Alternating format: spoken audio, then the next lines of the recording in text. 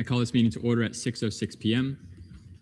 The University of Central Florida respectfully acknowledges that it is located on the traditional lands of the Ice, Appalachee, Calusa, Timucua, and Tocobago tribes, as well as the Seminole Tribe of Florida and the Miccosukee Tribe of Indians of Florida. Roll call and verification of quorum. Chair Gaudio. Hagenbook. Reed. Present. Olivia Smith. Present. Casimiro. Capanos. Present. Wacker. Critchfield. Jane. Sherman. Present. Danae Smith. Belulehi. Gentile. Greg. Present. Kaufman. Present. Licht. McNulty. Miller. Patel. Rashid. Present. Rubio. Thompson. El Haq. Kanuja. Cronova. Riggett. Present. Hayter. Phillips. Beauvais. Montañez. Present. Wynn. Habgood. Present. Perez. Barrios. I'm here. Grosso. Jones.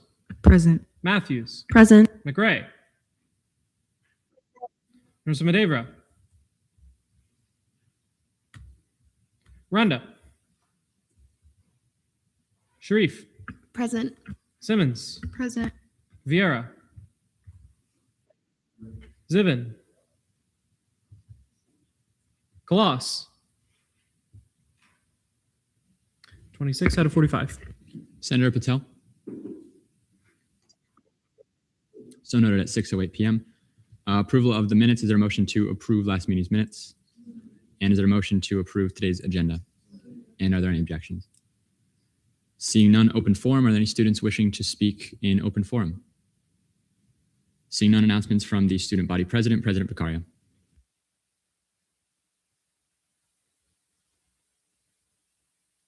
Chair Gaudio. Have we started the report? Not as yet. I would like to move to reconsider the approval of last meeting's minutes. There's been a motion to reconsider the approval of last meeting's minutes. And a second. Any objections? Seeing none. Chair Gaudio. I would like to move to see the amendments to the CRT committee chair report in last meeting's minutes. Is there a second to that motion? And any objections? Seeing none, is there a motion to reapprove last meeting's minutes? And any objections? Seeing none, President Vicario.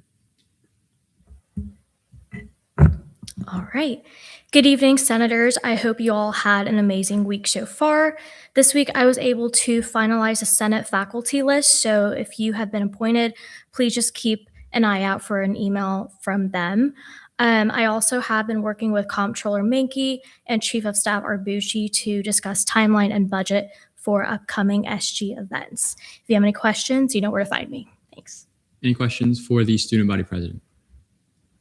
Seeing none, thank you.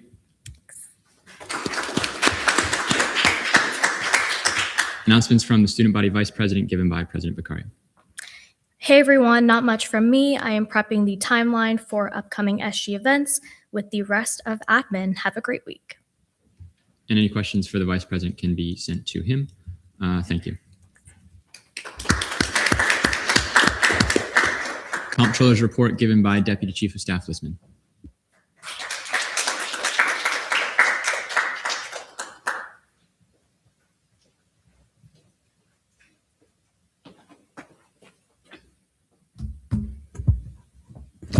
Good evening, Senators.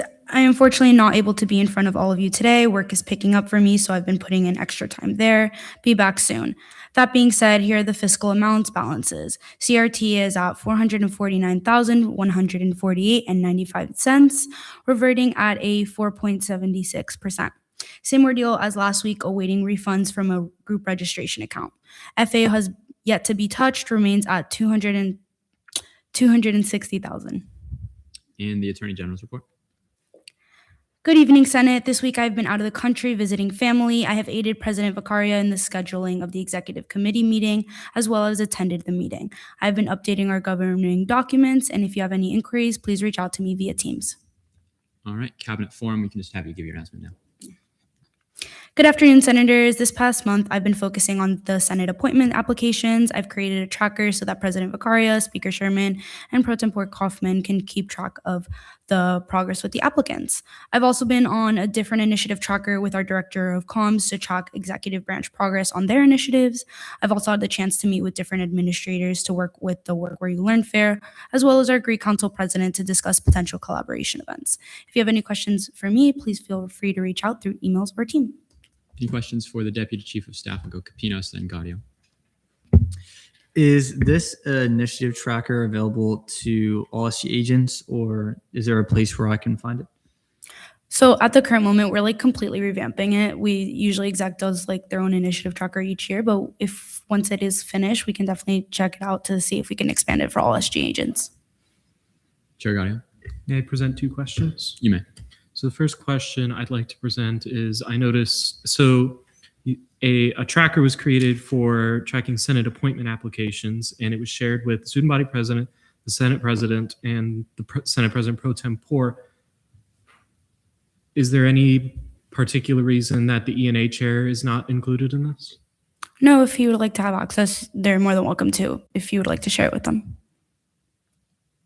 And then the other thing I'd like to question is, I know we still have some applicants, we still have some empty seats, and I remember being told that the goal was for sort of the applications, the appointments to be through and appointed this week, and no appointments were made this week. And so I'd like to ask about where the remaining applicants are.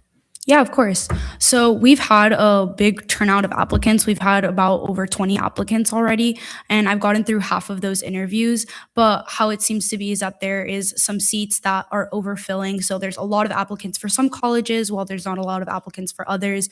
So I'm just trying to make sure I get through all of the interviews to make sure I choose the best candidate for the position and not just fill it with just the first applicant. I have over 10 interviews actually scheduled for next week to make sure I finish those up and get those up. Try to get them appointed by the first Senate meeting of the fall semester. Chair Gaudio, and then Chair Barrios.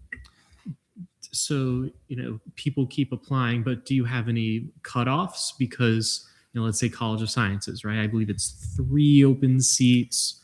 If people keep applying, is the plan to cut that off at some point? Or is it just like that seat's not going to get filled because people keep applying, so you have to keep interviewing more people? So the plan is, as of right now, that I'm going to be closing it once summer B ends. Like the form is going to close, and I'm only going to be interviewing the applicants we've gotten within the last month, which I've already gotten through about half of them. And then from there, we're going to choose those, for example, College of Sciences, fill those 3 seats. And if we feel like there's any senators or any applicants who could have been good for a position, but it's just not available because there's no seats available, we'll send them an email being like, thank you for your interest. At this moment, we cannot offer you a seat, but we will contact you further if there's an open seat in the future. And then if there is any candidates that we don't believe would be a good fit for Senate, we will be just sending them a rejection email. Chair Barrios. There have been some applicants who applied months ago, back in early June. Has there been any attempt to notify them on the status of their application or any communication at all with them? Yeah, so any applicant that applied, I have been emailing with all of them. They all, if they've been interviewed, I've given them the timeline in the interview. But if not, all of them have been scheduled interviews. No applicant has not been reached out to yet. Any further questions? Seeing none, thank you. Thank you.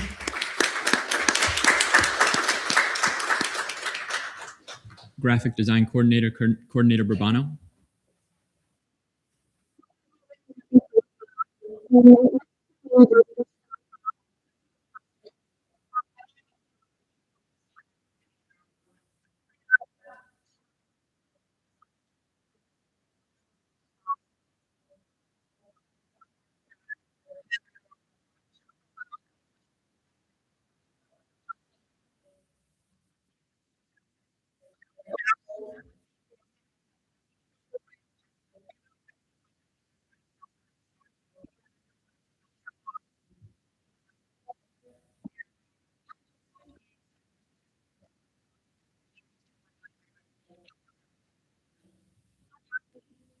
Any questions for the Graphic Design Coordinator? Seeing none, thank you. Director of Communications, Director Malone.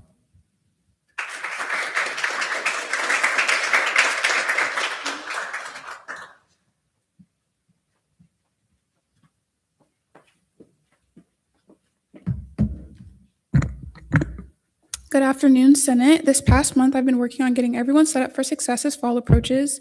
Requests for graphics and media are open. I've also met with Athletic Coordinator Ben and Graphic Design Coordinator Valeria on Tuesday regarding a pep rally shirt design. In addition to that, I've met with the judicial and legislative branches to prepare for the upcoming semester. I've also been working with the wonderful SGLC coordinators to record an intro video and a testimonial video to promote applications opening. If you need anything from me, please message me via Teams. Any questions for the Director of Communications? Seeing none, thank you.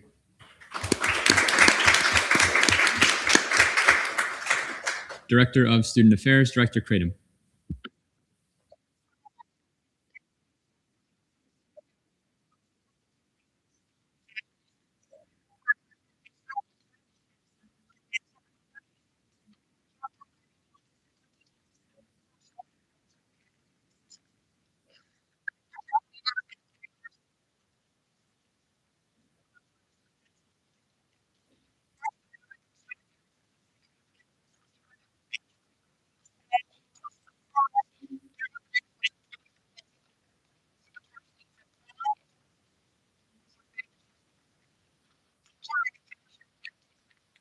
Any questions for the Director of Student Affairs? Seeing none, thank you. Announcements from the Chief Justice Hoffner. Alrighty, hi Senate. Happy last meeting of the semester. I'm super excited to get back into the full swing of things, starting up in the fall semester. This week I've been working on auditing our parking appeals form over the last year as part of the university's yearly certification and compliance process. And then my assistants and I also had the opportunity to attend a hazing prevention and medical amnesty work group over at the Office of Fraternity and Sorority Life, where we participated in a discussion about the marketing of UCF's rebranded medical amnesty policy. And I've also been working with Emily Scheer from the Office of Student Conduct and Academic Integrity to schedule a time for Student Conduct Board training, which will be occurring in early August for our new justices. And then finally, I'll be out of the office starting next Friday into the start of the fall semester. So if you have any questions or concerns, please reach out to me via Teams or email. Thank you. Any questions for the Chief Justice? Seeing none, thank you. Announcements from the Supervisor of Elections, Supervisor Callaway.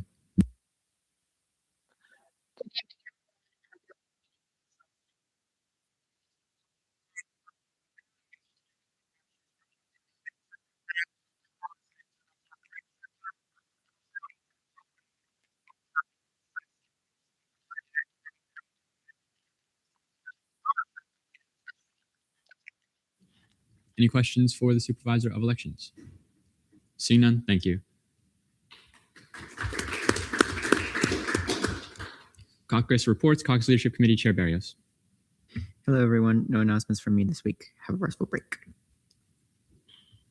Intercampus and Transfer Caucus Chair Perez.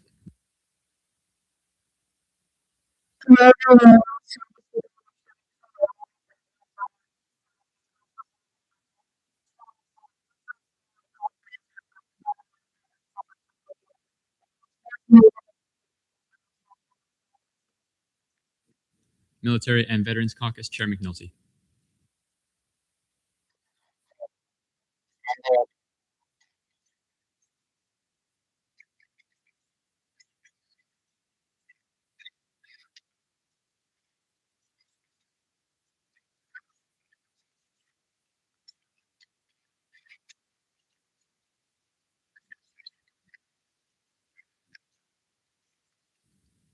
Sustainability Caucus, Chair Barrios. Hello, everyone. This week in the Sustainability Caucus meeting, we discussed recycling days, a future Earth Day celebration project, a brief overview of our logo, and future collaboration with the Arboretum. Reach out if you have questions. Moving along to this plant of the week for the final Senate meeting is the gopher apple. The gopher apple is a Florida native plant that is edible to humans, but is most preferred by the gopher tortoise, a keystone and endangered species in Florida. The gopher apple is fire adapted and is crucial not only for gopher tortoises, but also coastal erosion from wind and storms. That is all for this week's Plant of the Week. Stay tuned for the fall. Women's Caucus, Vice Chair Simmons.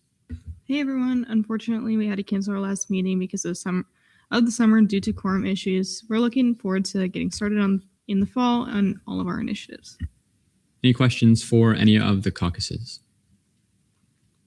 Seeing none, announcements from the Senate President. Hi, everyone. Happy last Senate meeting of the summer. In terms of website updates, most of these are sent in already. And now all of the committee updates that were sent in are live on the website, so feel free to check those out. There is a typo on ORS, so don't flame me for that one.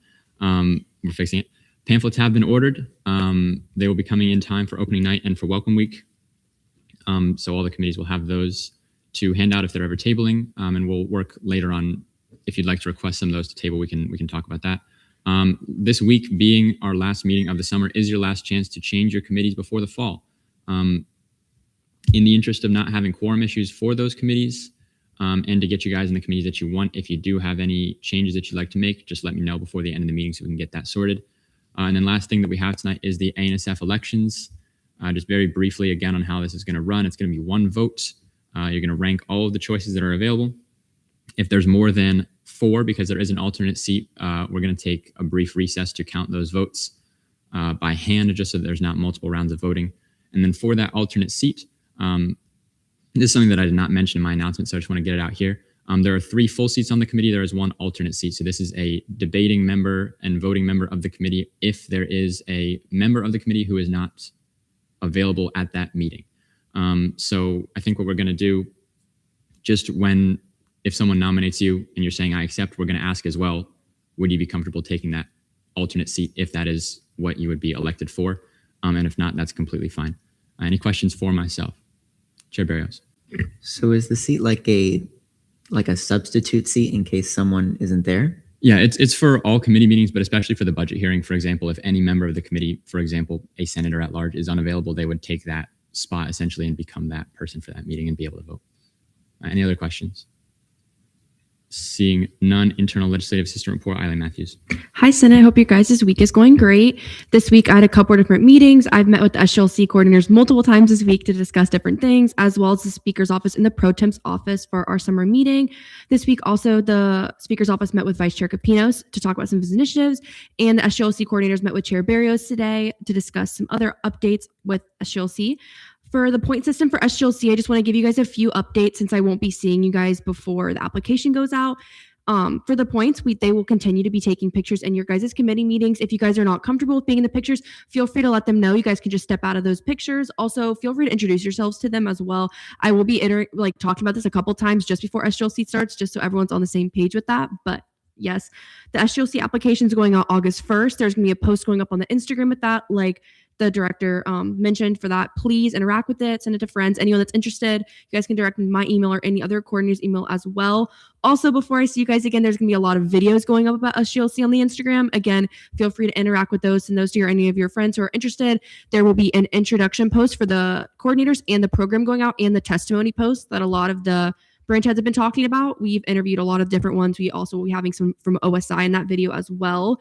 If you guys have any questions or concerns about SGLC also over the break, feel free to Teams me.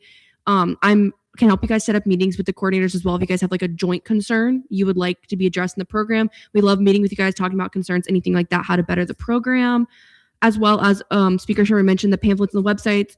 Things are up now. If you guys have any questions or anything's wrong on the website, reach out to us. And then just like a quick reminder, please CC me in all SG Caucus, Election Commission, or Judicial Branch outreach. And then, yeah, thank you guys so much for all your help this summer, especially to all committee chairs and vice chairs with all the meetings we had with you guys. And I'm looking forward to fall in SGLC with everyone.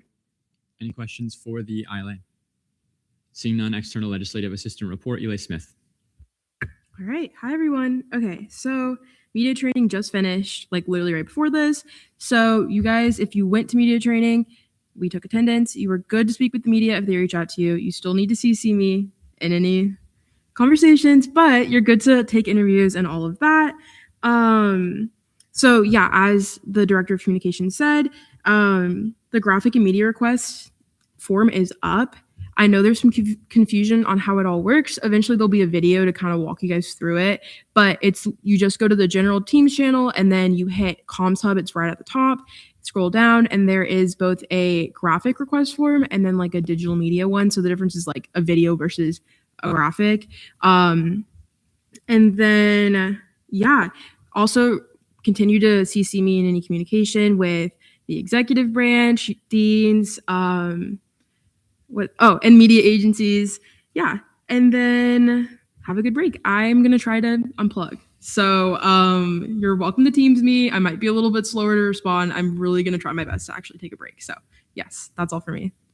Any questions for the ELA? Seeing none, Senate President Pro Tempore report, Pro Tem Kaufman. All right. Happy last Senate meeting of the summer. This week I met with the Speaker and the Chief of Staff to discuss opening night and welcome week.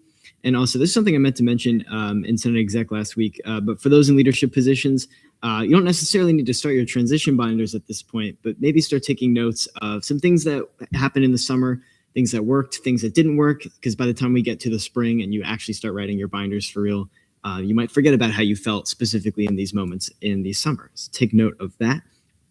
Also, committee attendance in the fall, like we've been talking about, last chance to switch meetings. You do not have to stay in the same committee in the fall if it does not work with your schedule, because we do not want to keep having quorum issues repeatedly for committees come fall when we are all back in person. Also, fiscal leadership has planned 2 student funding workshops from 12 to 1:30 in the chamber on September 9th and 16th, but more details to come on these from the DLEG next. And also last weekend, Speaker Sherman and I tabled at Nights for a Day, and there's some fun pictures from the event, and we were able to talk to prospective students. Any questions for the Pro Tem? Seeing none, Deputy Pro Tempore of Legislative Affairs report, DLEG Havigood. Thank you. Okay. Ryan kind of stole my thunder, but good evening, Senate. Fiscal Leadership is happy to announce we'll be hosting 2 financial workshops geared to RSOs individuals requesting funding. They'll be in the chamber September 9th and 16th, which are both Wednesdays from 12 p.m. to 1:30 p.m., and we may have pizza. So please point constituents towards these if they have SG financial interest or confusion. Additionally, I wanted to recap our summer legislation totals. So we've introduced 17 pieces of legislation, passed 8, and have had 6 enacted, including 2 internal bills, 2 proclamations, and 2 resolutions. Nice job, everyone who participated in this. Thank you. Any questions for the DLEG? Seeing none, Deputy Pro Tempore of Senate Relations report, Deeser Montanez. Okay, guys. Good evening, everyone. First and foremost, I would like to thank everybody who attended last night's craft night. It was a great first event of the session, and I look forward to having many more. This week, I met with Nighthon, and it's clear it'll be a very collaborative year with them, so I look forward to all the opportunities for collaboration that we'll have with them. Also, I saw a couple friendly faces in the meeting, so it was fun seeing them as well. Now for some very important information. If you have been passively listening to the announcements, which you should not have been, but nonetheless, if you have been, please pay close attention to the following information that I will be giving. RSO assignments were completed this week, and your initial RSO summer outreach is due tonight at 11:59 p.m. I have very few people submit their screenshots to the RSO outreach and communication verification form. So if you have not yet, you will need to be working on that tonight. As a side note, if this information applies to you, please send these emails. It is deemed unprofessional to send these emails from your Senate email this late into the evening. You should still be able to take those screenshots, so I still will be expecting them tonight. Also note, you do not need to CC me on those outreach emails. I do not need dozens of emails flooding my inbox. This is what your verification form is for. I will not accept proof of completion through any other method other than the form. You can find officer contact information on their Night Connect page. If an officer's email is not listed on Night Connect, you can typically find their UCF email by searching their first and last name in Outlook. That being said, if you have trouble finding information, please let me know and I will help. If the RSO email is given on the distribution sheet, Please use that to contact the RSO in addition to their president's email and their treasurer if their information is given on Night Connect. That's just something extra to do. Please still contact the president. If you already have a relationship with one of your assigned RSOs, it is still super important to reach out through your Senate email using the RSO communication template. Although you may have already spoken with members of the organization about Senate, sending the email helps establish you as their Senate representative, not just a friend or a fellow mentor. It also serves as a convenient point of reference they can look back on throughout the school year if they ever have questions about Senate or need to reach out. I've linked the RSO distribution spreadsheet, the communication template, and the form that you guys will need to be submitting. As always, please join the photo circle and continue to add photos. Thank you. Any questions for the DSER, Chair Gario? Can I question? I'd like to just kind of question why you don't want us treating our friends as our friends, especially considering at the end of every public live stream meeting we do here, we call each other on a first name basis and treat each other as friends. That's not what I am saying at all. It's okay to treat them as friends, but there's also a level of professionalism that you need to keep when you're speaking about student government with them. We just got media trained as well. Like, we represent Senate. There's a level of professionalism that you're always needing to be keeping when you're talking about Senate, especially regarding funding. Of course, does it need to be crazy professional? But like I said, there's a line that you're not meant to cross when you're talking about Senate. Does that make sense? Any further questions? Seeing none, fiscal committee report, CRT committee Chair Jones. Hello, Senate. Today in committee, we approve allocations 5855, 5858 through 67 with vote counts of 9 to 0 to 0. Thank you for a great summer semester, and then feel free to reach out if you have any questions. Any questions for the CRT chair? Seeing none, FAO committee Chair Phillips.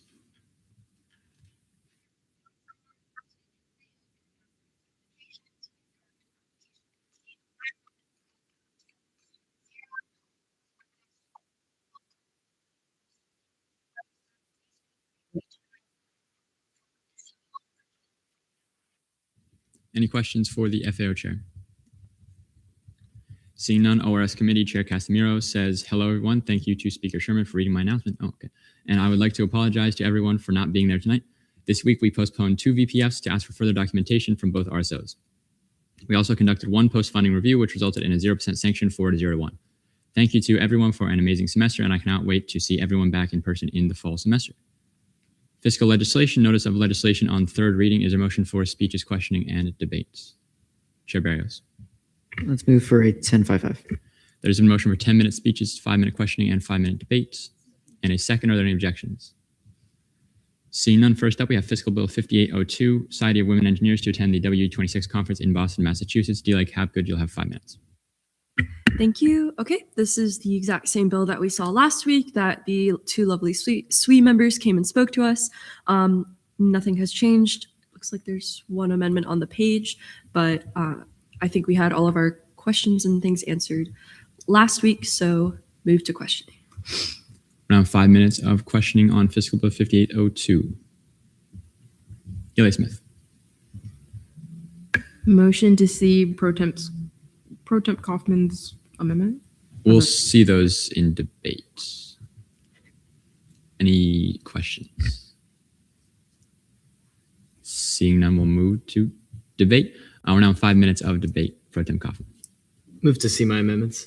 There's a motion to see Pro Tem Kaufman's amendments. And a second. Any objections? Seeing none, Pro Tem Kaufman, you have 2 minutes. Yeah, I just added the deadline for the VPF date at the bottom, and I put 2 zeros in the second and last whereas clause for consistency. Any questions on the amendment? Seeing none, we'll move into debate. Senator Gregg. Move to vote on the amendments. There's a motion to vote on Pro Tem Kaufman's amendments. And a second. Any objections? Seeing none, we're now in voting procedures.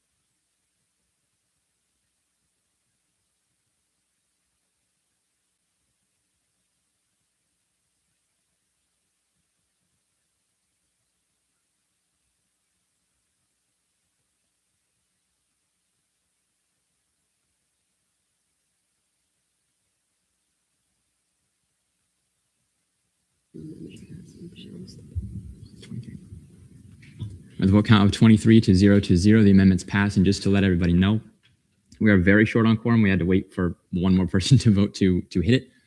So please, if you are here, be voting on everything and don't leave. I would appreciate that.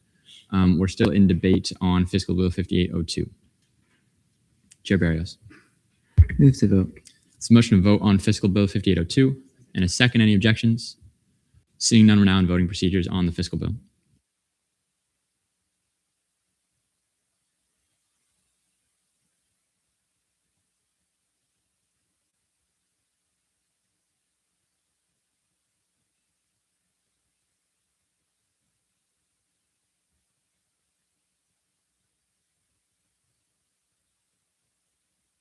Vote count of 24 to 0 to 0. Fiscal Bill 5802 passes third reading. Fiscal Bill 5801, SPIE to attend Photonics West in San Francisco, California. D-Lake Hapgood. Okay, same as the other one. We heard from their representatives last week, passed on second reading. Nothing crazy, nothing at all has changed. So yeah, move to questioning. That's okay. We're now in 5 minutes of questioning. Senator Gregg. Move to debate. There's been a motion to move to debate and a second. Any objections? Seeing none, we're now in 5 minutes of debate. Pro Tem Kaufman. Move to see my amendments as technicals. Those will be seen as technicals. Chair Barrios. Can I direct a question to you, Mr. Speaker? You may. So just generally, whenever we're voting on legislation, because based off of what Advisor Sampson said, or you said actually, I'm sorry, that we were short on quorum, is it appropriate for us to approve bills like this by general consent, or would you advise against that? My understanding of the rules would be that general consent would still require, because, technically the general consent may not be the general consent if not 50% of people are here. So we would not be able to do that without quorum. Chair Gaudio. Under Robert's rules, once a quorum is verified, you continue on under the presumption that you continue to have quorum until it is called into question, basically. So even if we don't necessarily have quorum at that particular moment, if nobody says anything or brings it up, then the presumption is we have quorum. Yeah. What I will say is that we've been very lax about what it looks like for people on, like, since we have people online, it is much harder to just say, oh, the bodies are in the room, right? To say that the quorum is still active, especially if folks are strictly online and don't turn their cameras on, which I have no gauge of what that is right now. So if you're here, just vote, make it easy, keep it to the count that we had at initial roll call, and turn your camera on, because that also helps to just say, if we look back, we see the people are there, we can keep it pushing. And I think that makes it clearer. We're still in debate on the fiscal bill. Senator Rickett, is this in regards to the fiscal bill?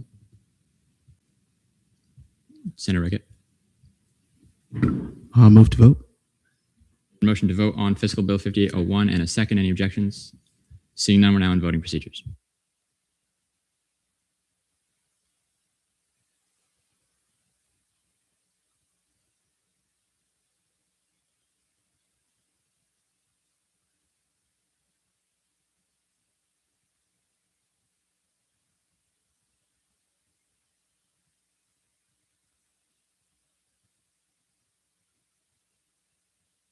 The vote count of 26 to 0 to 0. Fiscal Bill 5801 passes third reading.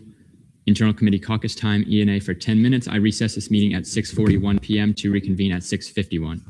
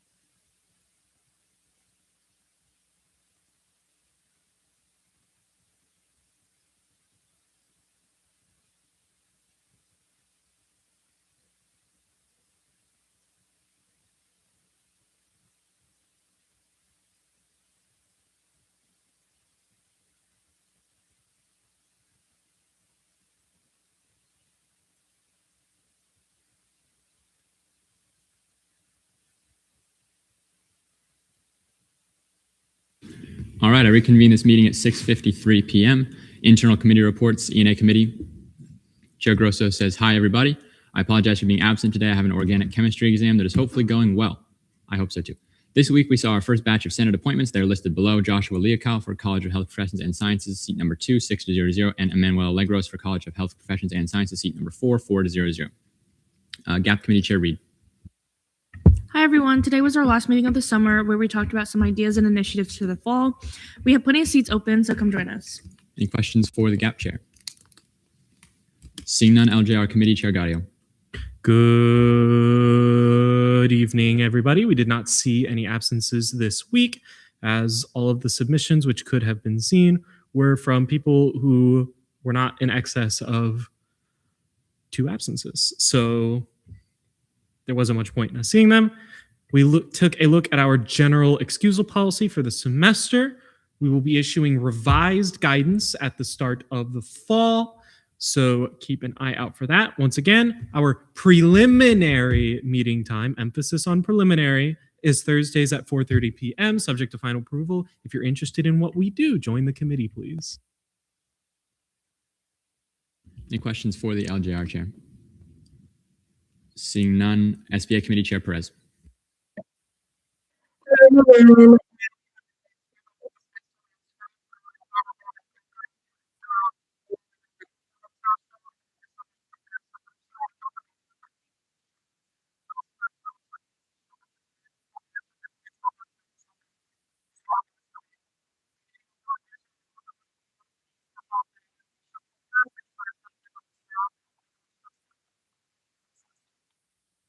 Any questions for the SBA Chair?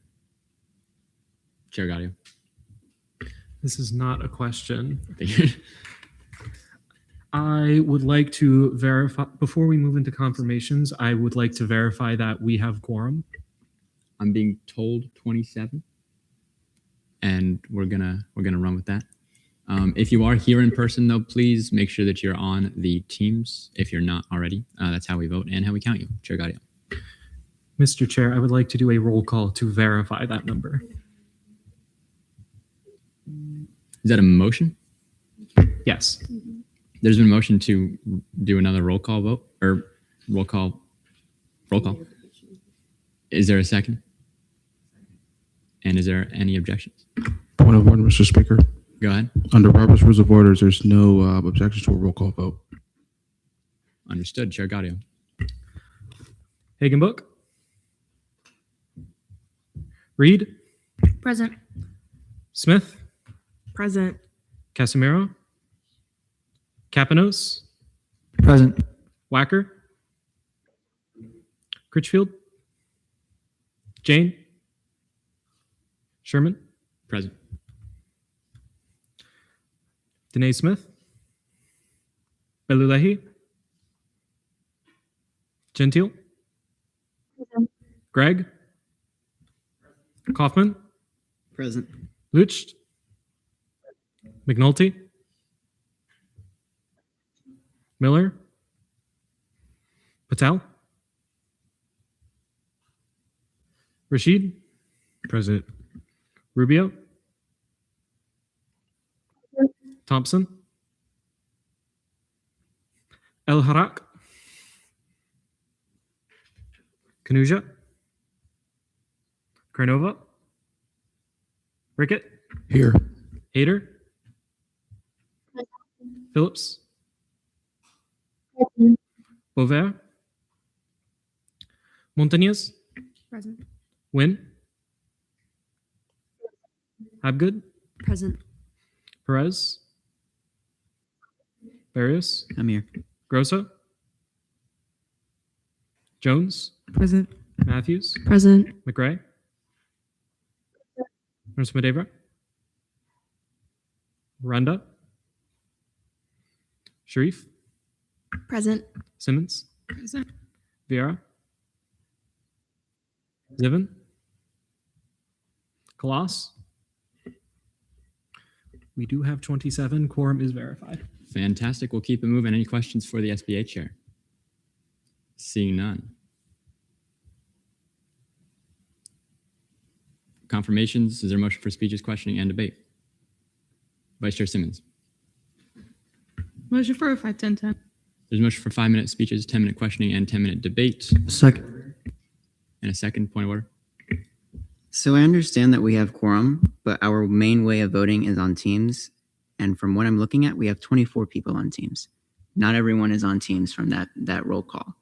So we wouldn't technically have a voting number of people for quorum. And I think that we need to address that now. Well, yeah, that's an easy fix. That means that there are people in the room, presumably, who are not on Teams. You're here. You may as well be on Teams. Actually, we need you to be on Teams or we can't keep going. So I think we're just going to keep moving. Hopefully that number ticks up above 27. It would need to be over 27 because one of us is the chamber. So we'll keep moving. There's been a motion for, I believe it was a 5-10-10 and a second. Are there any objections to that motion? Seeing none, first, Victoria Alba to College of Business, seat number 2 is postponed in committee. Next is Joshua Leocal for College of Health Professions and Sciences, seat number 2.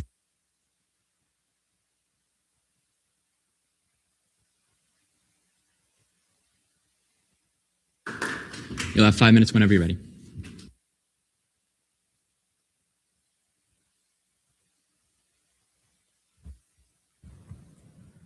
You guys can all hear me? All right. Good evening, Senate. It is an honor to be standing before you today as a confirmee for the College of Health Professions and Sciences, seat number 2. My name is Joshua Leocal, a rising sophomore majoring in health sciences on the preclinical track.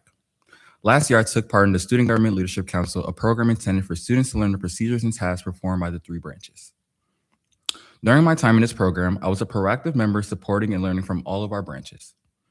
I earned the most points in the program's history, a metric that showed the time and effort that I put into gaining as much experience as possible from the program. I also served as the Experience Committee Chair, where we were tasked with hosting events for the council. During the spring semester, I entered the Executive Leadership Council, where I got a more personal look into our executive branch roles and tasks within student government. However, I still continue to support the other branches. This continued support led me to gain SGLCer of the Year award, reflecting my commitment to our entire organization. I applied for a position on our cabinet for this year, and while unfortunately I didn't get it, my passion lay within student government as a whole and not within a specific branch. I wish to become a senator because student advocacy has always been a big aspect of my academic journey. Being the voice for students in areas where they may not have such an opportunity has been a key reason for the positions and opportunities that I take today. For example, during my senior year of high school, I joined our district's Youth Advisory Council, where we addressed issues within our entire school district. One of these pressing issues was the crosswalk safety for a lot of students where there was active roads where a lot of traffic was happening. I also served as the vice chair of this committee, leading the committee in the president's absence. As a senator, I wish to continue to be an active member of student government, supporting my fellow senators and creating an amiable environment. Internally, I want senators to be comfortable speaking not only with one another, but on the floor, as it is a nerve-wracking experience. So I want newer senators to be acclimated when the time comes.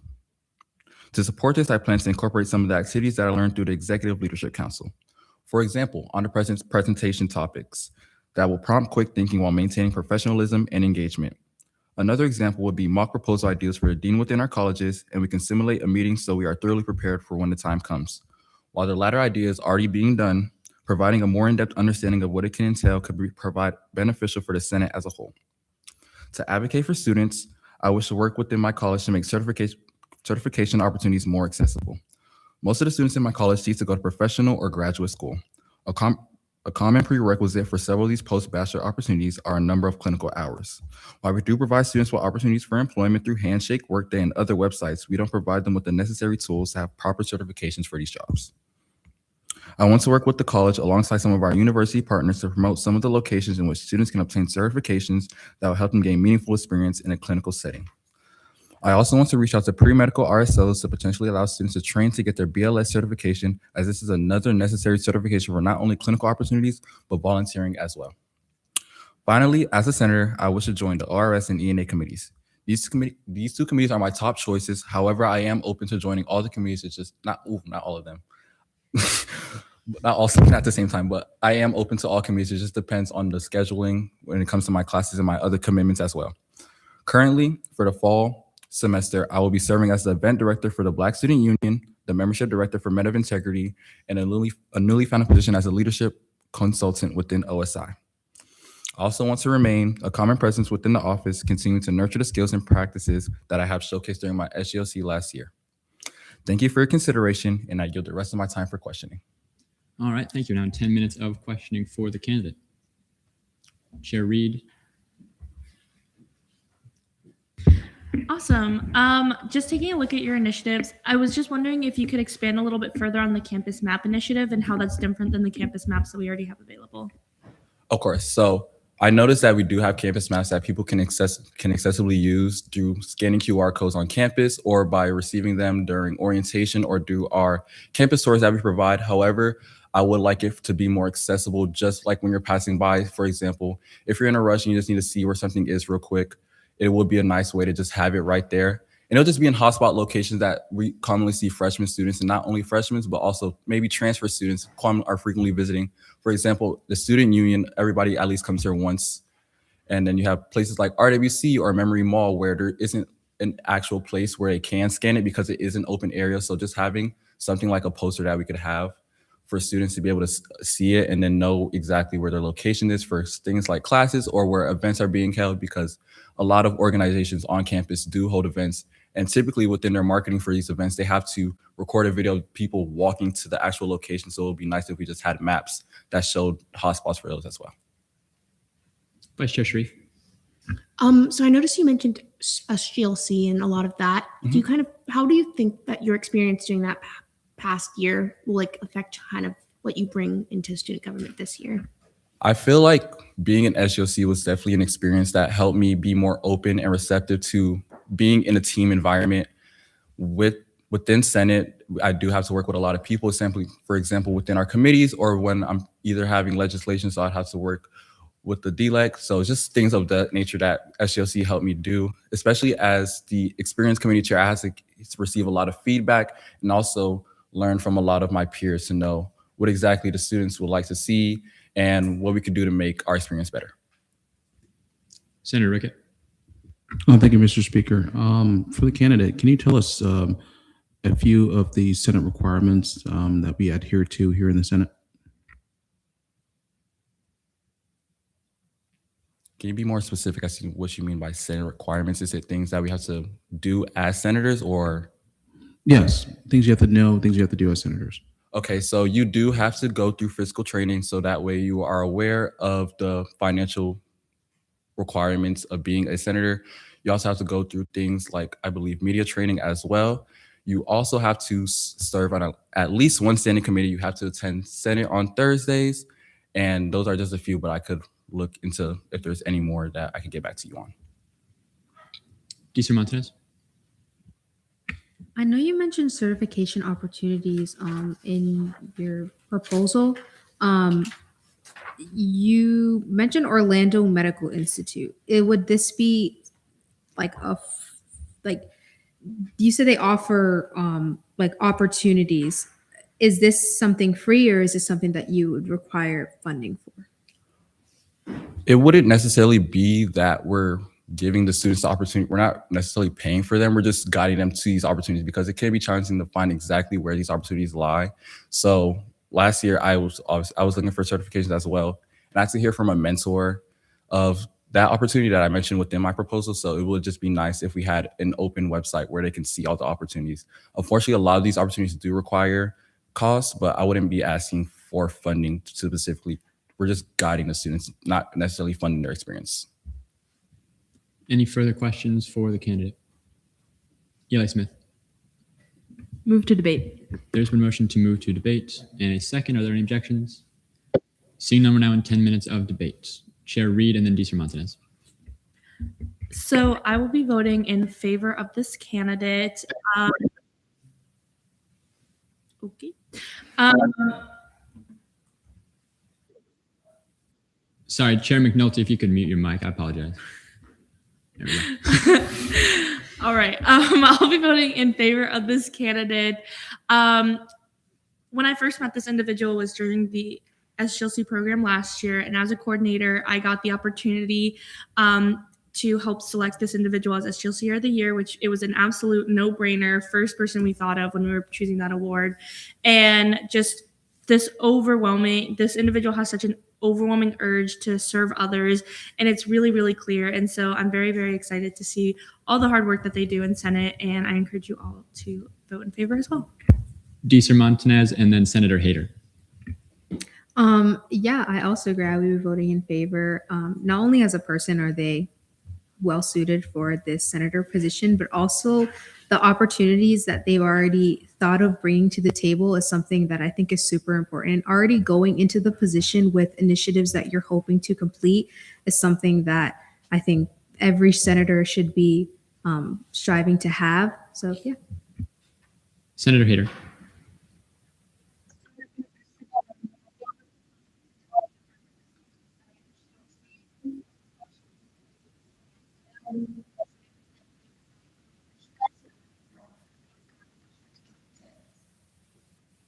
Chair Barrios. May I retain? You may. So, Mr. Leocal has been an incredible part of my SGLC experience, and I encourage everyone to vote in favor for him to be the next a new senator for the Senate body of the 58th session. I just want to say that out of my time in SGLC and knowing him, his work ethic is phenomenal, and I truly think by having him as an addition to our Senate body, we will be able to accomplish a lot more together. And I look forward to working with you. Move to vote. There's been motion to vote and a second. Are there any objections? Seeing none, we're now in voting procedures.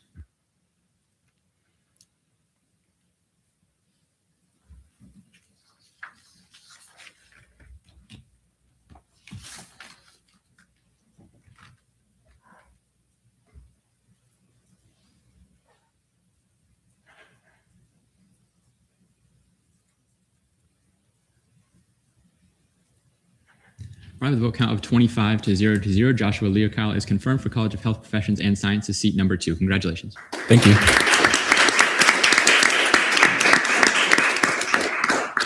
And then for both of the confirmees, we're going to have you wait in the back until everybody's done, and then we're going to have you go out with the Chief Justice to be sworn in. So just hang on for a minute if you can. Next, we have Emanuela Legros to College of Health Professions and Sciences, seat number 4.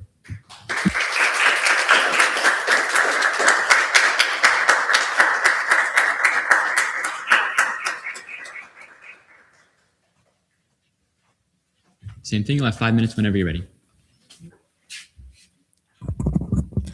Hello, everyone. My name is Emanuela. I am a health studies major. I'm going into my senior year at UCF this upcoming fall.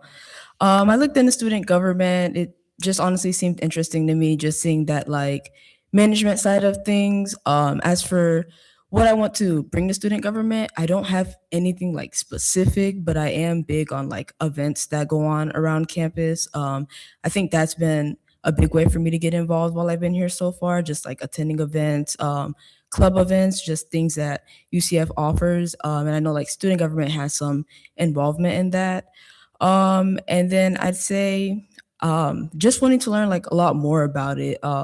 Since I'm not super familiar with student government, but just being able to get involved and make a difference in campus is pretty much like why I decided to apply into it and what brought me interest into it. All right, thank you. Now, 10 minutes of questioning. Vice Chair Capinos. First off, I want to say thank you for joining us here tonight. I wanted to ask, you mentioned that you wanted to join the Senate because you wanted to be involved with student government and how your involvements were in clubs and things like that. I was wondering what particularly about the Senate and student government makes you want to join it as opposed to joining agencies or other ways to get involved. So I do know that student government does provide like funding. They are involved in that. And I think that does kind of like make an impact on the like events and like the like club events, all of that stuff. So Chair Gaudio and Chair Barrios. Would the candidate be able to name for me the seven standing committees of the Senate? I know a few of them off the top of my head. I cannot name all of them. I know there's the FOA, and then yeah, I cannot remember all of them right now. No. Chair Barrios. May I ask 2 questions? You may. All right. So my first question is, do you have any experience with Robert's Rules? Can you repeat that? Do you have any experience or prior knowledge with Robert's Rules of Order? I do not. And my second question is, have you taken a look at Title III to know about your requirements as a senator? I have taken a look at Title III, but like I said, just off the top of my head, I probably cannot like really name much from it, but I have looked through everything. Senator Rickett. Oh, thank you, Mr. Speaker. Can the candidate tell me some of the issues and some of the things they've observed within your college, specifically within some of the majors and some of the degrees? What are the students saying? What are some of the issues you've been seeing within your own college? So do you want me to say that like in general or things that would like involve student government? Just things in general. In general, I would say, I think I hear a lot of students talk about like who they have to speak to, as in like their coaches having problems with like scheduling and just getting the information they need. And then I would also say some do talk about like the word for it, like accessibility of like the professors and being able to get things done. Like I think that's what I hear a lot of students talk about. Any further questions? Seeing none, we'll move into 10 minutes of debate. ELA Smith. Okay, so I personally value like fresh minds and ideas, especially when it comes to colleges, and like people in their colleges obviously understand the struggles of that college the most. So I'm excited to have new minds here, and there's definitely some room to grow. You know, we can learn for sure, but I feel like this is a great candidate with some really good insight. So I will be voting in favor, and I urge you all to do the same. Deeser Montanez and Chair Barrios. I will also be voting in favor. I think going through the SGLC program is such a good opportunity. And I think there's so much room. There is room for growth, but at the same time, a lot of the candidates that are getting confirmed already had that background knowledge. So I think it's important to realize that this candidate did look into student government and think that this was a good opportunity for them. So yeah. Chair Barrios. So I'm just going to say I'm hesitant. I'm sorry to say that, but based off of the questions from the other senators given, particularly about your goals, student government, Robert's Rules, basic things, I think that the Senate body needs more directed, specific things that we want to do. Unfortunately, I did think you said you were a senior, so you wouldn't be able to join the student government leadership program to learn more. But as a Senate body, we need to recognize that our work needs to be specific to help students. The Senate body is not a learning program. We vote on $20 million. That's very important. That's all I'm going to say. Senator Rickett. Oh, thank you, Mr. Speaker. First of all, I will say I'll go ahead and echo kind of both sides of the aisle a bit on the candidate. Yes, Mr. Speaker, it's very, very important to know Robert's Rules, to know our Senate rules, and also the UCF Constitution. And what I will also say that any and all senators, even those potential candidates, they should be having a basic function and knowledge. However, if we were to confirm any candidate, they should obviously work upon that and go ahead and get those down. No one's going to be absolutely perfect. I'm sure there's people in here, there's a knowledge gap as well, even for current senators as well. But yes, the emphasis should be going forward that, yes, we do need to kind of put more of an emphasis and really hammer it down, especially even in committee, that Robert's Rules of Order, that knowing statutes, knowing our Senate rules is pertinent, and it is very, very important. And going forward, yes, that is, something that we should be going for a base level. Also going forward, I would say that, yeah, I'll go ahead and vote for this candidate. Not everyone's going to have all the knowledge, as I'll use myself as an example on who their dean is and some of the the internal issues going on within the college. That's why we become senators, so we can, get that professional exposure. So yeah, I urge everyone to at least give this candidate a chance, and I'll yield the rest of my time. Chair Gaudio. I would like to say that should this candidate be approved, they should definitely look at the committee so they know which one to be appointed to, as they must be appointed to one at the end of the meeting. And I move to vote on this candidate. There's been a motion to vote and a second. Are there any objections? Seeing none, we're now in voting procedures.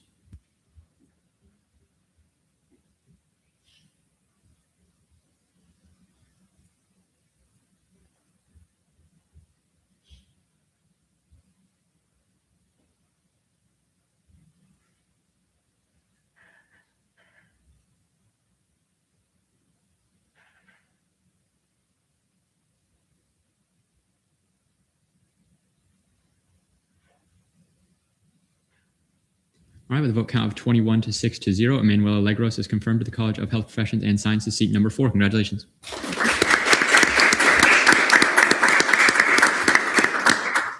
And if you, both of the new senators, if you want to follow Ashley right here, she's going to take you in to be sworn in. All right, internal legislation, notice of legislation on second reading. Internal Bill 5806 postponed in committee. Going to move along to Senate Forum. Anyone wishing to speak in Senate Forum? Chair Barrios. Yeah, so this was based off of what you guys were saying earlier, and that my mind completely zipped to caucuses.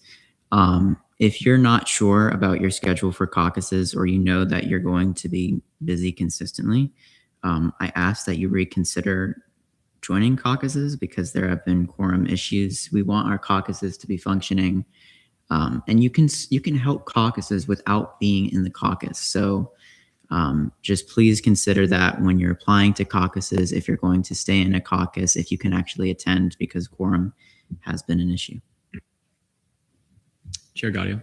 I would like to piggyback off of that with regards to our committees as well, as throughout the semester, I have been showing up sporadically to various internal committees, and I've heard ruminatings from the fiscal committees, and there have been quorum issues there as well. And so, I understand that we want to be on our favorite committees, but if you can't consistently make the meeting time, you are hurting the committee, and there is a good chance you get kicked out, and you can only be kicked out from committees twice, or you get kicked out of Senate. So please bear that in mind. DC Martinez.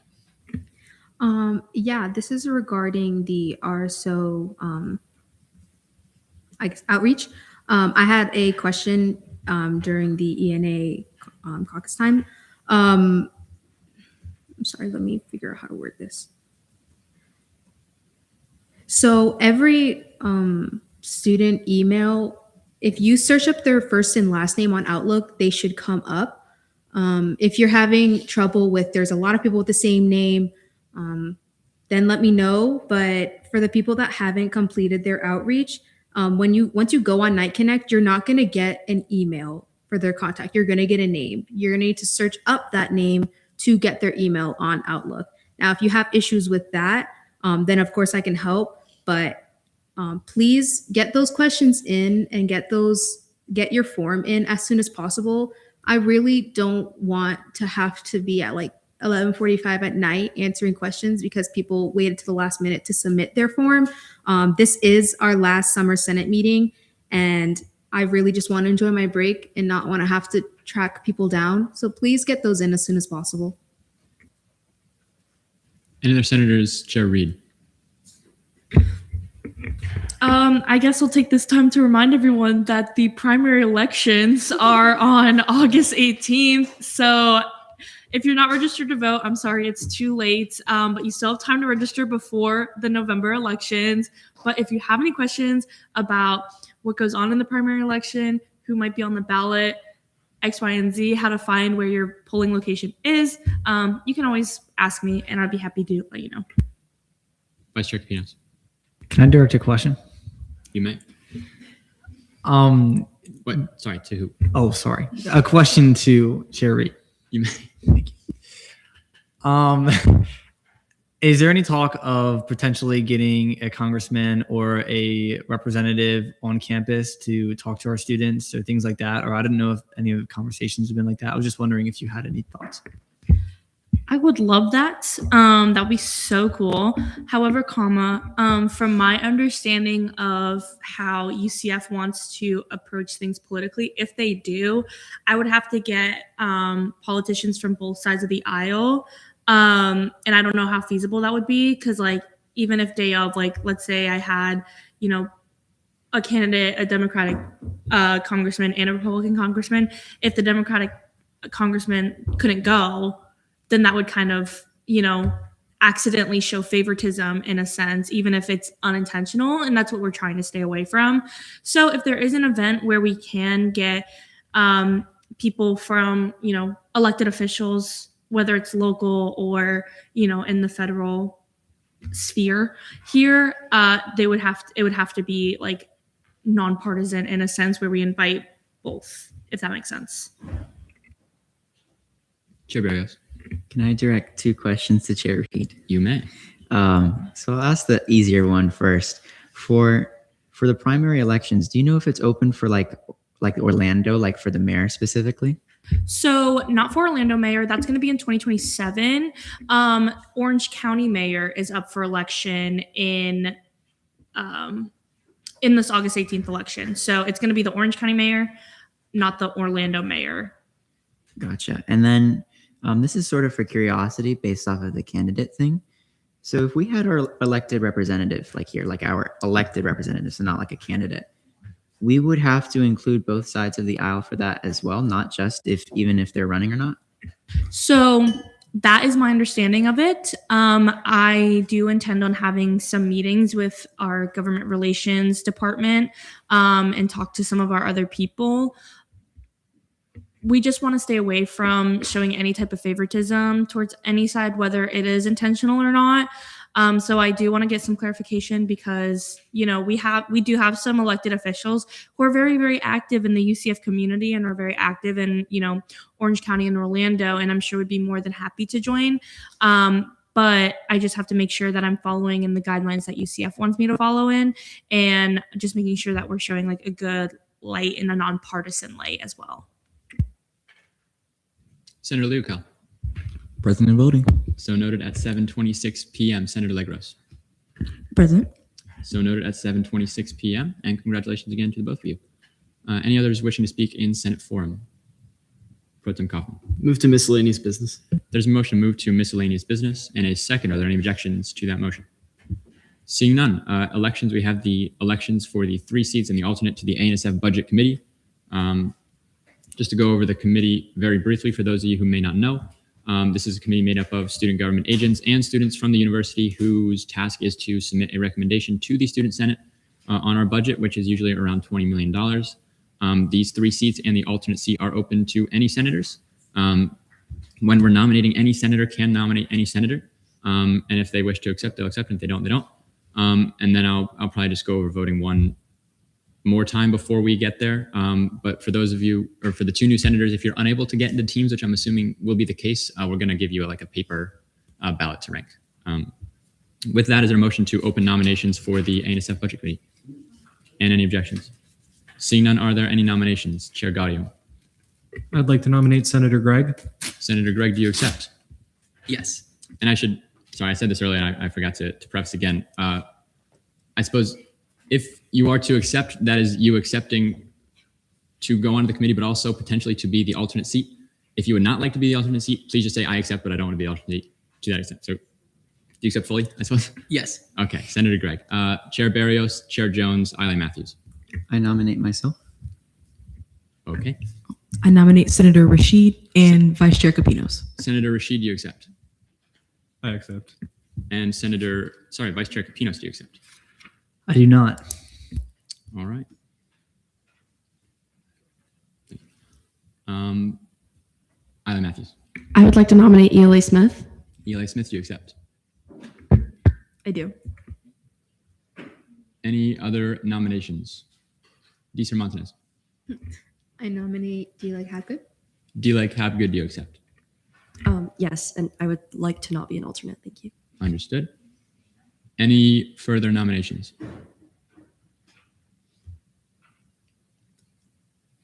Go once. Seeing none, is there a motion to close nominations? And any objections? Seeing none, is there a motion for speeches, questioning, and debate? Chair Barrios. Let's move for a 10-10-10. There's a motion for 10-10-10 and a second. Any objections? Seeing none, each candidate will have 10 minutes to speak, and we will go in order of nominations. So Senator Gregg, you'll have 10 minutes. Good evening, Senate. My name is Matthew Gregg. Tonight, I'm excited to be running for one of the 3 seats on the Activity and Service Fee Budget Committee, or the alternate seat. The activity and service fee is the $11.67 per credit hour paid by students of the University of Central Florida, which across our incredibly large campus comes out to over a $20 million budget. It funds SG, OSI, the RWC, student union, agencies, and so many things related to student government involvement and beyond that. Going beyond that, well, I'm a new senator coming into student government. I come in with a full year of experience on the Student Government Leadership Council, sitting in on various fiscal committees and internal committees. And this year I've been able to start on ORS, SBA, and CRT, getting to learn from the process of those fiscal committees, as well as to learn statutes and just the impact that our funding makes. Beyond that, I also serve as treasurer of a department-sponsored student organization that carries over $100,000 in annual budget for this year. And then just beyond that, what I like to bring to the Activity and Service Fee Committee, it really comes down to a few big things. One of them is transparency, but I don't want that as just a pie in the sky idea. The idea I have is making sure that all budget reports are requested and available to all senators as well as the public.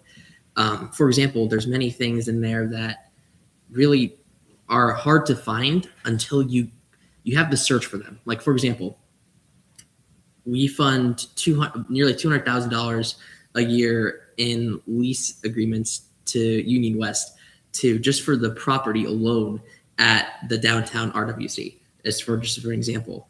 And a lot of money like that we have to, I think on the activity and service fee, we have a responsibility to track where that funding is going, who it's being used for, and the effectiveness of it. At the end of the day, while the funding can be legally compliant, it's not fraud, but we have to evaluate whether it's effective for the students or not. There's a limited amount of money, and every year that our budget will not be increasing and we'll be losing spending power relative to inflation. So it's very important we go through and find that, and we make sure we address the issue of this applies to student government, but as well as to national government, state governments, and really any government at any level. The problem with, you said, agencies requesting as much money as possible. It's the incentive structures that we create. Those matter for how we affect funding, because, for example, from an agency's perspective, your goal can be, we're going to spend the maximum amount of budget just so that we can request more next year. So as on the activity and service fee, that would be one of my big priorities, is addressing that incentive structure and making it so that we aim to run as effective as possible and most efficient as possible. Thank you. And I yield the rest of my time for questioning. Next is Chair Barrios, 10 minutes. I'm going to be honest. I didn't know I was second when I thought I was third. All right. Good evening, Senate. As you all probably know, my name is Caleb, and I serve as a senator for the College of Sciences. When I first joined Senate, my immediate aim was to implement change that helps students in tangible ways rather than other methods. And I believe the budget bill is how this can be done. We cannot say we vote on the budget bill if we do not have the willingness or capacity to change it to benefit students the most. And so with that, I'm going to go over the 3 key things I will push for if elected to the committee. My first point of interest is reallocating the budget to provide more funding to Knight's Pantry. After having previous discussions with UCF faculty, we cannot fund the pantry directly as far as providing food. However, we can fund more staffing. What this allows is more communication to organizations and donors, and thus expanding outreach efforts to bring in more food. An issue that has been noted is, during the breaks between semesters, a student gets 10 items, and this is simply not enough. We must show that student government does care about the well-being of students, and this is something I will heavily prepare for and push for on the committee. My second point of interest is doubling the funds for Scantrons and Greenbooks. Right now, Scantrons, while they are a small cost for students, can compound and be costly. Recent changes at the university have impacted access to Scantrons as well. For example, my major, specifically the Department of Biology, which supports 3,000 students majoring in biology, stopped providing Scantrons to students as of June 23rd, 2026, and they said that the students can come to us for help. Unfortunately, this will reduce our general supply of Scantrons as we have more students utilizing the service. I feel as though it is crucial again to fund this more so students don't have to worry about being able to take a class for a test, or take a test for a class. Students are here to learn, so let's de-stress them through this service. And my final point of interest, and arguably my most important personally, is a project I'm preparing for the Arboretum. A portion of the Arboretum was cleared out to make softball parking. More land was going to be taken, but luckily it was just that area, at least for now. This project I hope to do will require collaboration with UCF facilities and athletics, but is essentially installing a soundproof wall around the parking lot and an educational board as well. The land used to be home to dozens of gopher tortoises. As I mentioned earlier in the weekly plan of the week, they are an endangered and keystone species that is state and federally protected. The gopher tortoises have tried to move into taken land in the past, specifically the actual softball area, which costs UCF, and this is true, UCF thousands to fix as far as relocating the tortoises away from that area. We need this wall to be installed to protect noise pollution from not just affecting tortoises, but all the flora and fauna in the Arboretum. This project will take time to research, but I intend on speaking on this during Senate forums so that you all may know what I am working on. I hope I can work with the Activity and Service Fee Committee to make this a reality. Much of what I have stated is necessary and will have a real impact on student livelihood. We have to be there for our students, and I believe I have the goals and aims needed towards this growth. Thank you, and I yield the remainder of my time. Thank you. Next, we have Senator Rashid.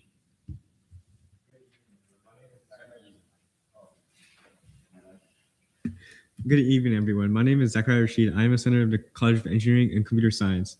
I am going into my sophomore year here at UCF majoring in aerospace engineering. And I do want to say, while I am a new senator, I have had some experience in SGOC and SOC and trying to sing on fiscal committees whenever I had the chance. And as of right now, I'm sitting on the CRT committee, constantly learning more and more about the physical process. This has really got me more into how UCF uses all their fiscal funds throughout the year. And it kind of wanted me to push for more going into the non-recurring budget and seeing whatever ways I can to try and get that money outside. Because I had students complaining to me saying, hey, you know, I want to go to this research conference, but, you know, CRT doesn't have money at the end of the year because we constantly use out that money. And something I did want to push for in CRT, which I haven't done yet, was to try and split up those funds between research and whatever other things.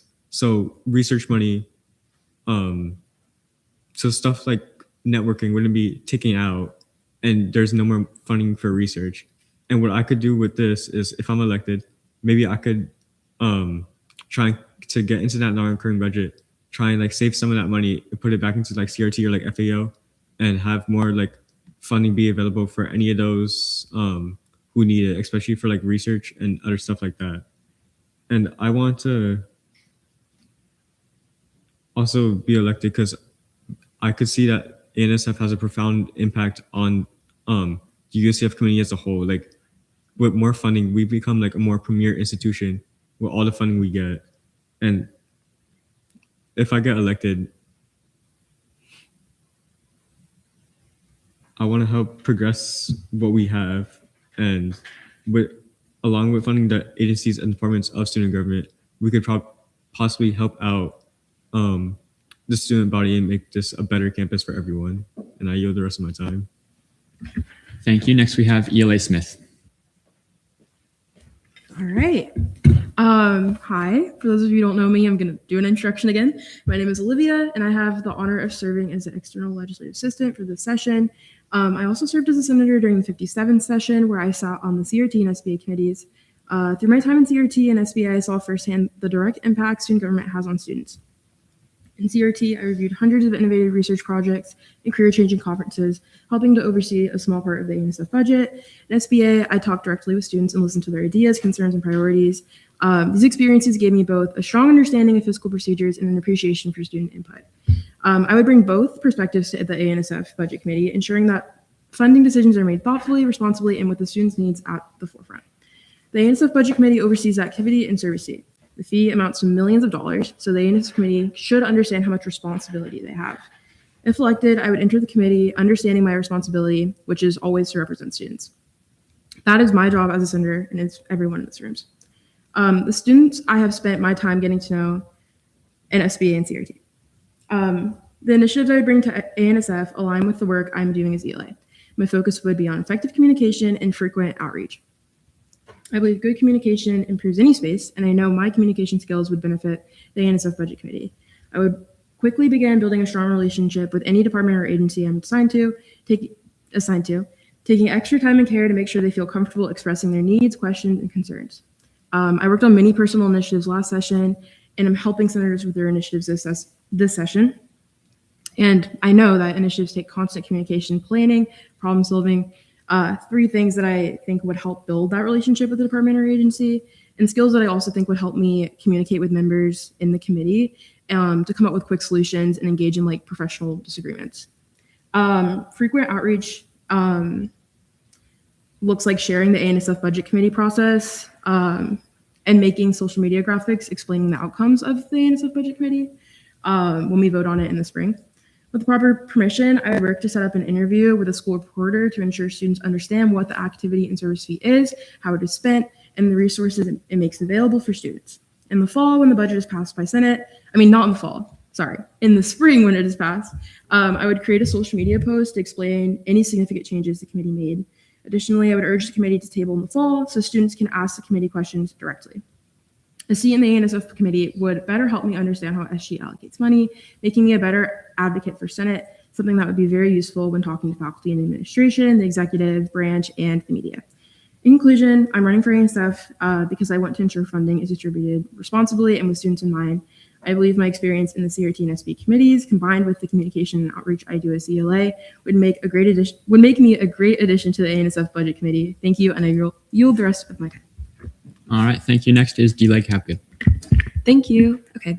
Hi, everyone. You all know who I am.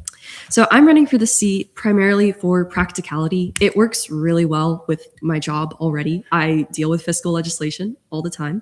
And I also have a really unique perspective of working with students for fiscal things. Like I work with students on student to student for fiscal things. And then I work kind of in this broader Senate with all of you. And then with this committee, I would be kind of at that top level too. So I would have eyes at every level. And I think that's something that is pretty unique and would be very important as well, that I could bring to this committee.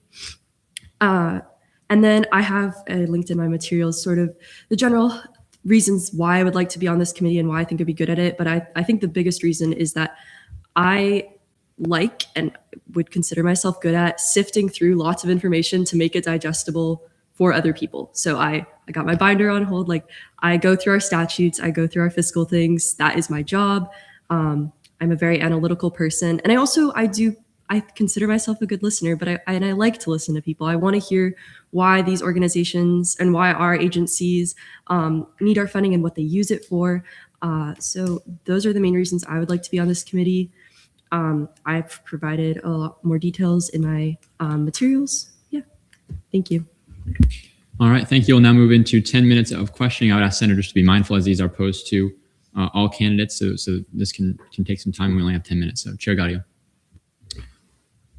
This may be a bit of an odd request. I have some statutory questions. Could I present different ones to each candidate just because if one gets it right, the rest can just go what the last person said? Questions are to be posed to all candidates, so I would prefer if you didn't. Alrighty then. We'll do. May I ask 2 questions then, please? I'm gonna limit it to one just because with 10 minutes there won't be a whole lot of questions to be asked. Alrighty. In that case, the ANSF budget is constantly shrinking in purchasing power due to the ever constant erosion from inflation. What ideas do you have for making sure that your entity is able to continue offering the services they provide to students in light of this? We'll go in the order of nomination for these first ones. So Greg, then Barrios. Yeah, that's a great question. So in terms of making sure entities can continue to provide whatever services that they have the previous year with that shrinking budget, part of that comes down to what the entity is, because fundamentally that shifts how you go about fixing things, right? So for example, we could talk about, let's say, the student union, right? If we were trying to enable them to continue having a functioning budget, one of the biggest things I'd go to first would be, how can we increase revenue? Talking about, for example, the food court downstairs, Panda Express, Hugh Magoo's, those types of things, those vendors pay money to the student union, and that income actually totals. I think this is for RWC. I don't have the exact numbers for a student union, but the RWC, for example, takes in nearly $1 million per year as revenue and spends about $7 million. So they net about -$6 million, but that revenue offsets a ton of their costs. And for a student union, for example, I said I don't have the number, but I do know that those vendors, like I said, downstairs do pay the student union, and applying that to those types of large entities would help dramatically with their budgets. Now, if we're talking about like a smaller agency, like for example, late nights, that's a much different question. However, because they have a much smaller budget, they are a lot easier to, so to say, fit in with other budget changes. So for example, with late nights, let's say their budget like $60K, right? And we have to decrease $55K. That would require meeting with the late nights people to talk about what their plans are, what funding they need, or if there's anything they can do to bring in money. Like for example, at an event, selling drinks or something like along those lines that can bring in revenue to offset those expenses. Yeah, I yield the rest of mine. So I think to best answer that question, I'm going to go off of what specific things I said, and then I'm going to go to the general sense of the Activity and Service Fee Committee. So as far as OPS funding for Knights Pantry, I don't foresee inflation being too much of a credible issue, because the idea is that we would be able to fund more employees for that. I had a conversation with the student union director, and she gave me a lot of ways that more employment could help with Knights Pantry funding. And that can have an extension to direct students, because inflation is, well, I phrased that wrong. It's going to have a direct impact on students because inflation affects food and students need food. So with our constant inflation going up and students not being able to afford college, being able to support Knights Pantry further by having more students to be able to work for Knights Pantry is going to be important. Moving on to the next thing, as far as the Scantrons, I understand that inflation is going to make the cost go up. And that sort of ties into the general sense, which I'm going to talk about later after the non-recurring thing I had. But we have a lot of costs. I've requested OSI's budget and the RWC's budget.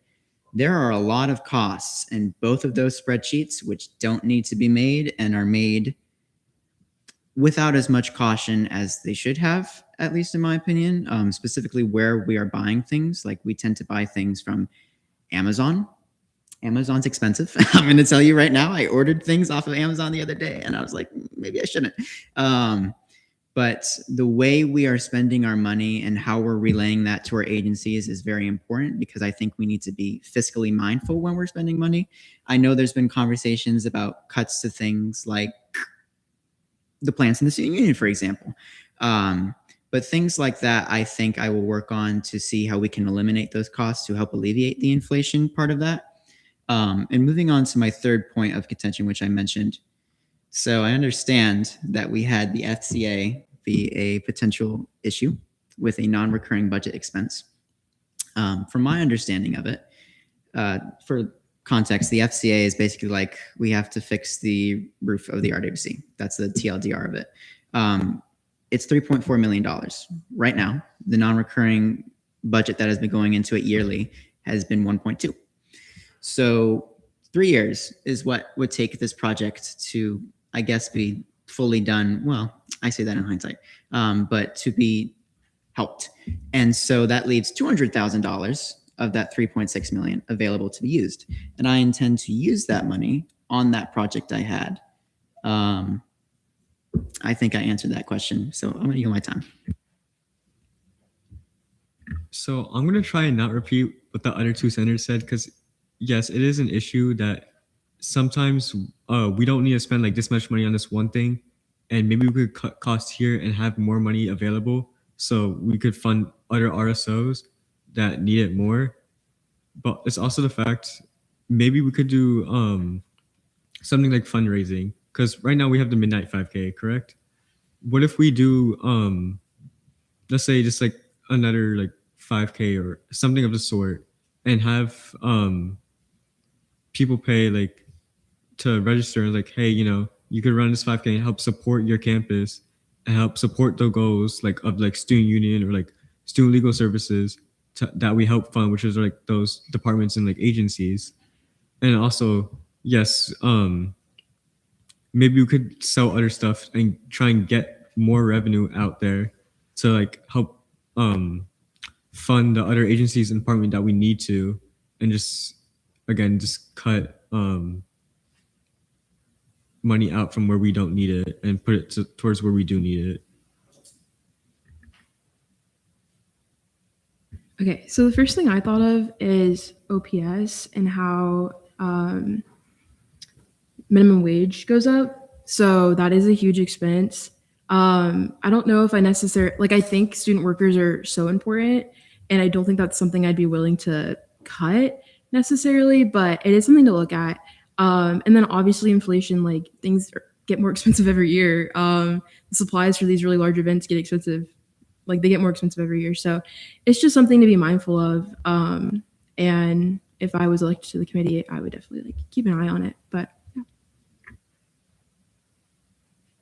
Okay, address as far as inflation goes, looking at the purchasing power of our various like entities, I'd say like the traditional auditing process for sure. Just, you know, look at where are we losing the most money, where it's like slipping through the cracks because of these higher expensive, and then coupling that also like maybe focusing on contracts or something that will keep costs fixed, at least for certain expenses where that would be possible, and then just like trying to utilize our like station as a university to get as much like financial privilege as we can from that, as far as like vendors go. So that question did take up 8 minutes and 30 seconds of our 10. I think there's general consent. Photon conference. Move to extend questioning by 10 minutes. There's a motion to extend questioning by 10 minutes and lots of seconds. Any objections? Seeing none, we have roughly 12 minutes left, and I would encourage maybe a bit of brevity in answering Senator Leocal. Okay. So I feel, in my personal opinion, the purpose of serving on this committee is to offer a fresh perspective into what our budget can entail for a lot of these entities. So my question to my fellow senators is, what perspective that you think you can uniquely provide to this committee that differentiates yourself from our fellow candidates? Starting with Senator Barrios, ending with Senator Gregg. Cool. So the way I'm gonna answer this question is on two fronts for as far as perspective. Since I began my journey in Senate this year, I have immediately started polling students to gauge how we can change the budget. And one thing that I was really disappointed with last year is that the budget didn't change. There's been a recurring trend where the agencies will come, they'll request their certain amount of money, and then we pass it, and then that's it. And so I understand there's a lot of, I want to say the word is stigma I'm looking for, stigma towards changing it, because we think that what we're going to do is harming these agencies. But I also need everyone here to understand that students are being harmed daily when we are not helping them. And the reason that it's not even brought up is because we don't hear it unless we ask for it. And I have been asking for it, and they are not happy. I literally ask them, I ask, what do you use? I start saying things that we fund. And some students, literally the only thing they utilize is like the student union to like walk through. So I think the perspective I'm going to bring is the student perspective. The budget needs to change. I am so disappointed with it staying the same and us acting like it's fine because we're not hearing student input. There is student input. When the time comes, regardless if I'm on the committee or not, I'm going to present to all of you data I have collected because I have been collecting it. And I'm going to show you what students actually want rather than our agencies. Because quite frankly, I don't know why our budget is the way that it is. Why do we have X, Y, and Z existing? Why don't we have this? Why don't we have that? And we need to recenter ourselves on what a student actually utilizes rather than what has just been the constant trend for years and years and years to come. So that's the perspective I'm going to bring on the committee. Senator Rashid. Okay, the perspective I'm gonna bring is, yes, a student perspective, but also one that shows like, hey, you know,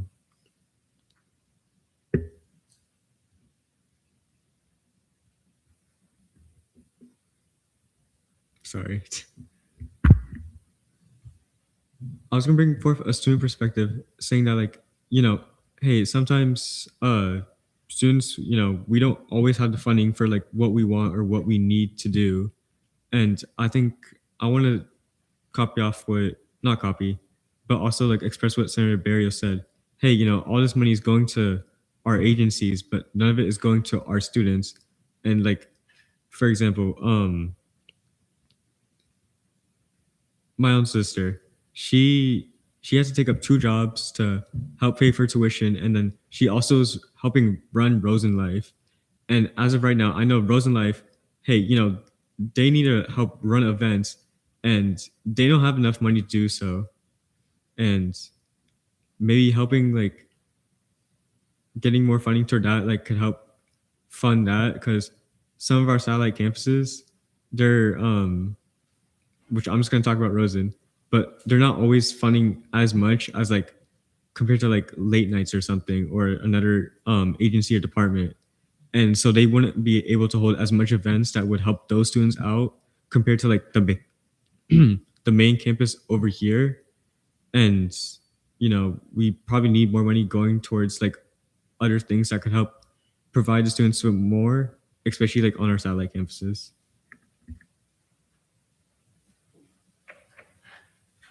Okay, so I think I have a very unique perspective.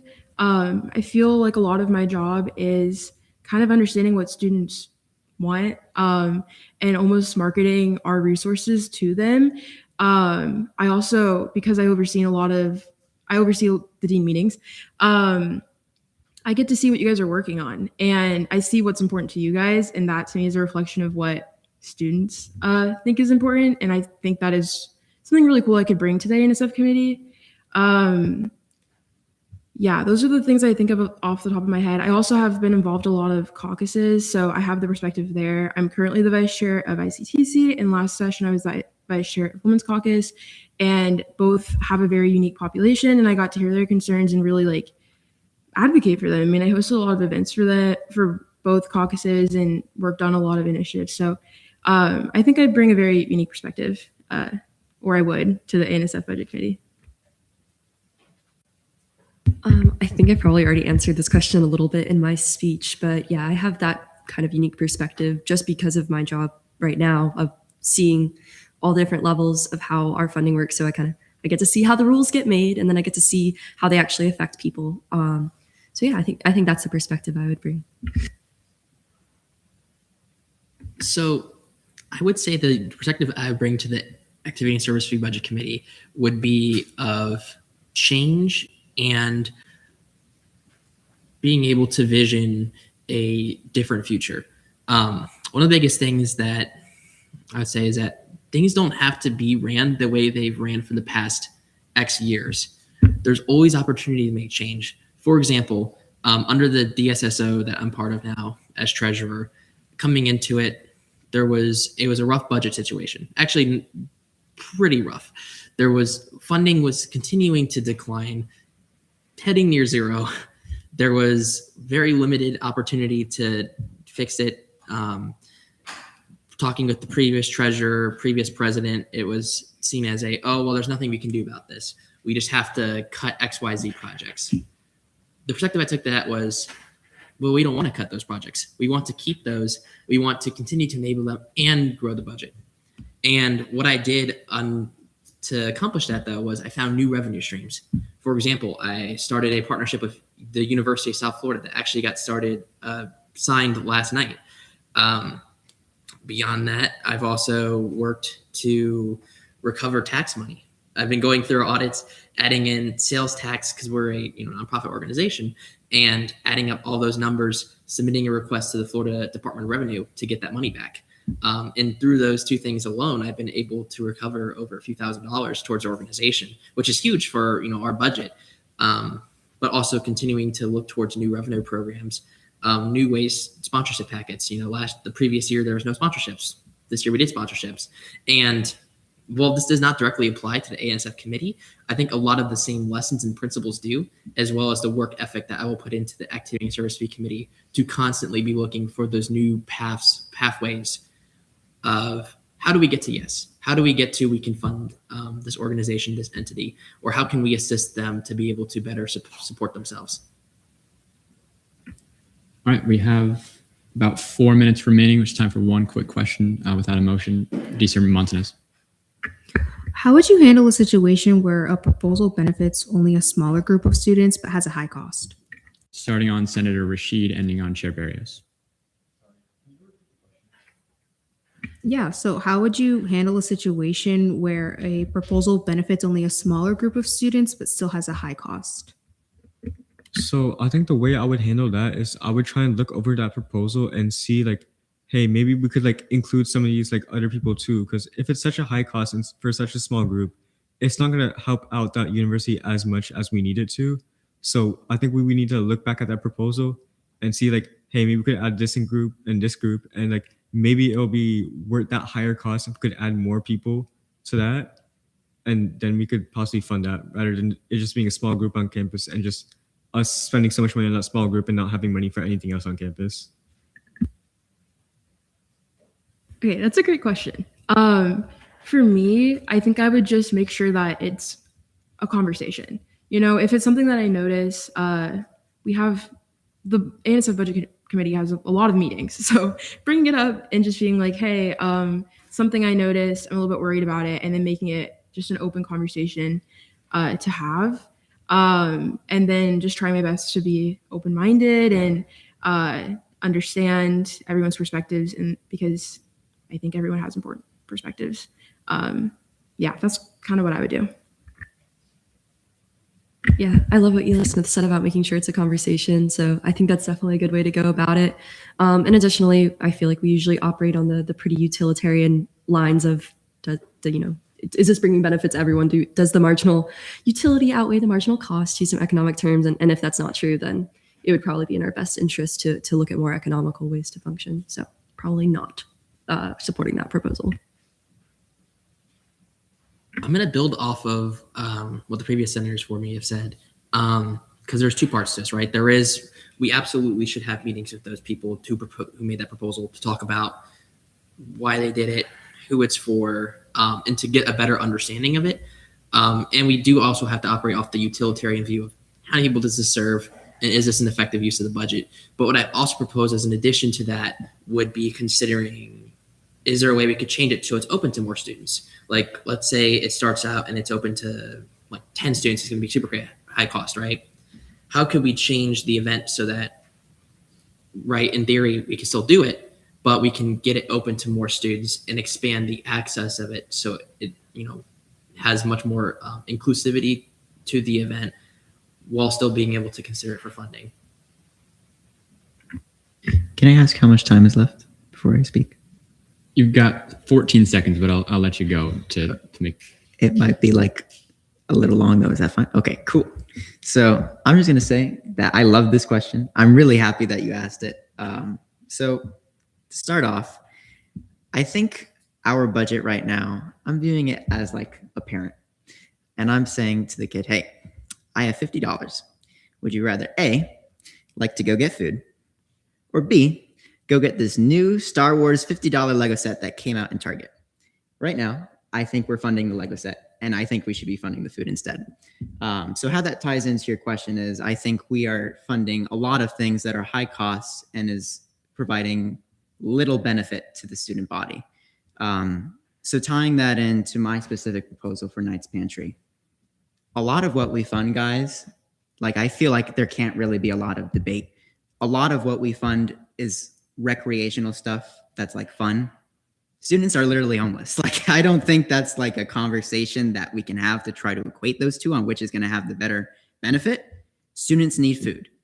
I really think that we need to be finding these proposals that are helping these little groups but are costing so much and just not voting on them. I think we need to reconsider. I loved D-Leg Habgood's use of the term utilitarianism. I think we need to be recentered on that because we have to understand that this is college. This is students' money. Just to show how this particular issue matters. If you guys remembered open forum when I spoke and I gave my little yap, the dean later came and he said that 40% of graduate students utilize Knights Pantry. Do you guys know how much Knights Pantry is funded? I'll tell you guys right now, not a lot. We are funding things that cost more and are fun and are benefiting little groups. And I will be well, of course, I'll be open to understanding why. I will be against it. Impeccable timing. I'll take a motion. Chair Barrios. Move to vote. Move to vote. One question. Oh, questioning? Sorry, move to debate. There's a motion moved to debate. And a second. Any objections? Seeing none, just a reminder, you're ranking everybody, but you're supporting technically 3 seats and an alternate. We'll go Ayala Matthews, Vice Chair Sharif, Chair Gaudio. Okay, so first off, I just want to say thank you to all the senators who ran today. I know it's super scary running for election. You guys all did a great job, but I'm going to be speaking in favor of 3 main candidates. First, ELA Smith and D-Leg Habgood. I have worked alongside both of these candidates in many ways, most of these in the office. I know their work ethic and their passion for fiscal legislation, and these will translate perfectly if elected into these committees as well. I also appreciate ELA Smith's outreach initiatives. It's super important for students to know exactly where their funds are going, and I think through these different initiatives, talking to students, different things like that, they'll actually know where the NSF budget is going. Another candidate I would like to speak in favor of is Senator Gregg. His passion for the committee, and he has many pre-existing great ideas that I think would be great with this budget. He also has a great passion for fiscal legislation by serving in multiple of the fiscal committees. And all, I really do think you guys are all great candidates and would all be great in this committee as well. Vice Chair Sharif. Again, kind of just repeating what Abby's kind of said about you guys all did really great. I think that when listening to everything, especially this budget, myself as a new senator, I understand that we also have a lot of new ideas, but I think when we're just thinking about who we're putting on and everything, we also need to like recognize kind of there is a power in kind of knowing, and there's also a learning curve that also comes in it. And so I think when we are like just picking this, especially such a big budget and having senators sit on that committee, really looking into the senators that kind of understand fiscal, how our Senate works fiscally, how bills are approved, and has kind of had time. But I also think kind of looking out for those other senators that do have fresh new perspectives and do want to help grow and kind of do want to like put in that work. So that's what I am. Chair Gaudio. Thank you, Mr. Chair. So with regards to these candidates, I'm going to touch on some topics that I did particularly enjoy first, namely that a good number of the candidates discussed audits, right? And really combing through that budget. And that is a method I particularly appreciate. In fact, one of the candidates has already requested documents auditing certain agencies. And I know this because they have sent them to me. I have read through them myself. So that level of proactiveness is something I particularly appreciate. The understanding of, well, we have, for all intents and purposes, we have a fairly fixed budget year to year. The Board of Trustees is not going to raise the activity and service fee anytime soon, and we have a pretty consistent student population. So how do you deal with inflation and OPS costs? I believe on the floor I have given my thoughts on student workers, so I will refrain from going into that again. But that idea of pulling in revenue, fixing costs. That understanding is what the committee needs. And so my first and foremost support will be to Senator Gregg, just because with how new he is, he's put so much thought into this and really just has that fiscal sense. I will also be placing my support behind the DLEG. I did originally have a concern because the pro tempore gets a seat by default on the budget committee. So having the pro tempore and the DLEG didn't really sit right with me. But as an individual, again, that fiscal sense I appreciate.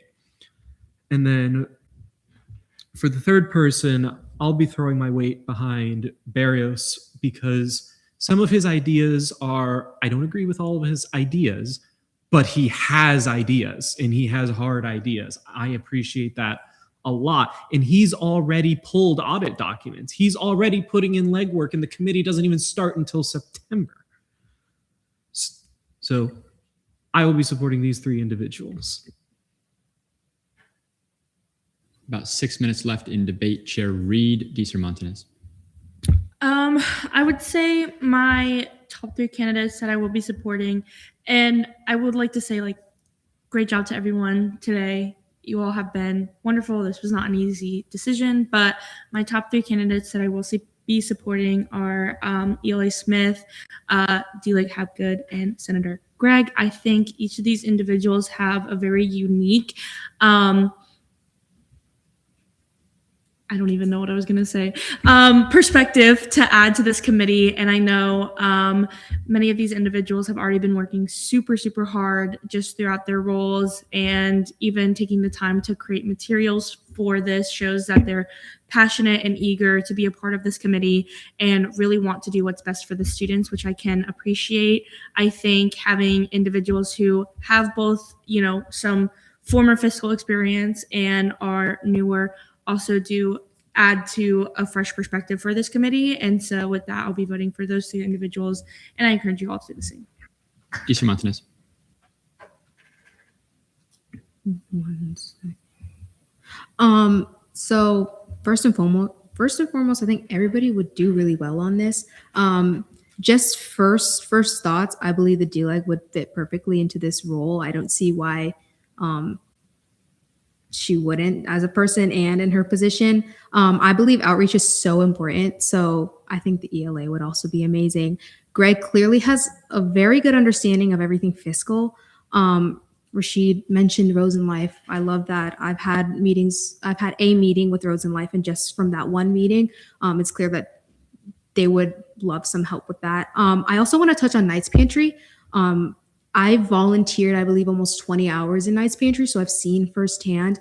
I don't know, employee-wise, they have a really good amount of help, so I don't see how that would help, but resources for Knights Pantry is so important. I've seen people go in and out like daily. This is what they need to eat. So I think getting that funding for Knights Pantry is so beneficial. So yeah, I think those are just the points that I would like to bring up, but yeah. Any further debate? We've got about 3 minutes left. Chair Jones.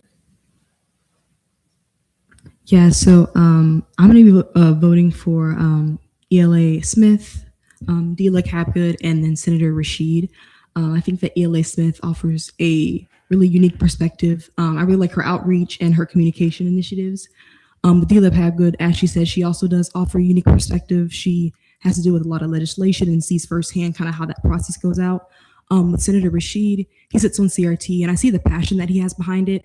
I know that some people might not know it's going to be a learning curve, especially with stuff like ANSF. It's a lot. It can be hard.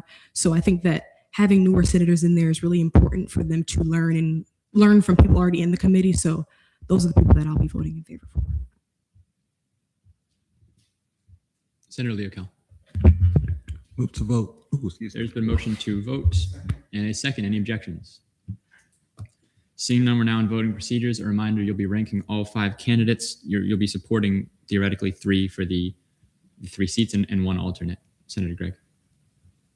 Should we like abstain from voting? I'm going to say abstentions can maybe just raise their hand to have that count, because there is no way to do it on Teams. Why don't we knock that out first? Anybody wishing to abstain, please raise your hand either on Zoom or in person. That's easy. All right. We're now in voting procedures fully.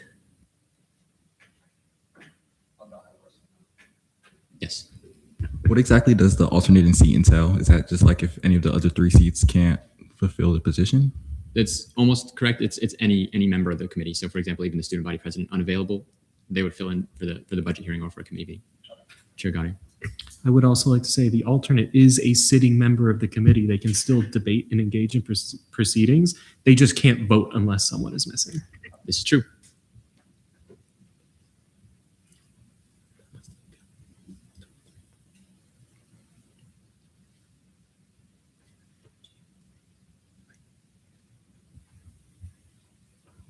Should still be a couple responses left, so I'll leave it open for just a bit longer.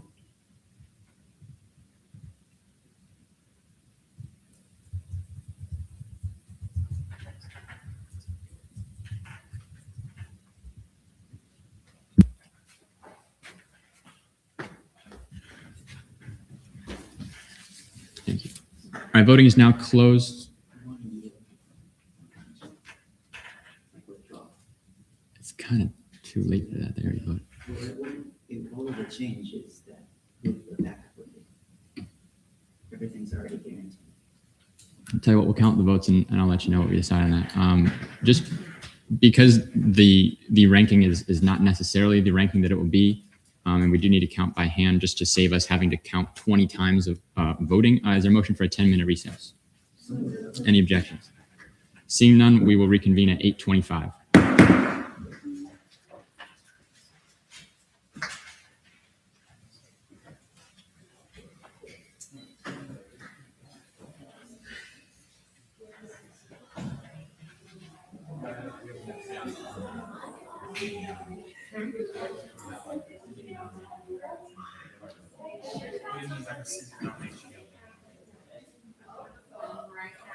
If they're not willing to accept the office, then you can't elect someone to an office that they have. Thank you, Zach. Thank you. Thank you. I said thank you. You're welcome.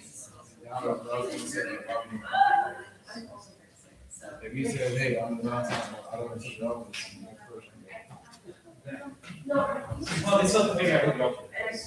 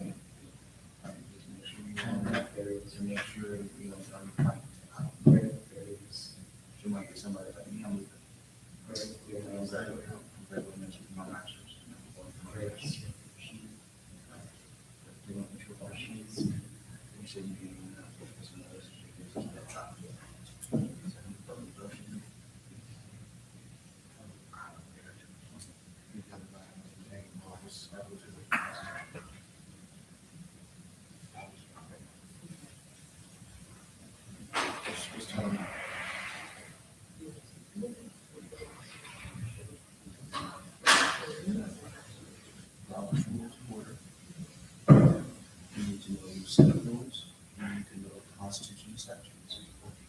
Right? They will be subject matter expert on basics down, master the basics. Not special. Just take the time, take the weekend. I know everybody's busy, but I can do it. I got the plan. I'm happy. If he can do it, and he knows it, he's going to do it. I ain't want this to be. And I don't even respond to me. So, I can do it like you. And I'm really the person that you just make sure you always have it. Stuff like that. Once you masturbate, people in the military, when they master basics, they become green berets. They got all those, one stuff down. Don't feel that, just take your time and do it. You have a lot of requirements, and just actually work with those of the speakers, with those senators, hey, what I need to do, can I have that out? Give me better than right. There's people that show up and just do this.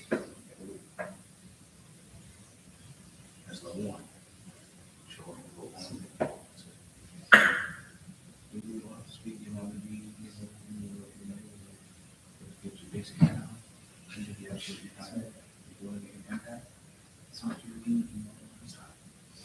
Have some issues, you know, because you're seeing like that. And you're very ready.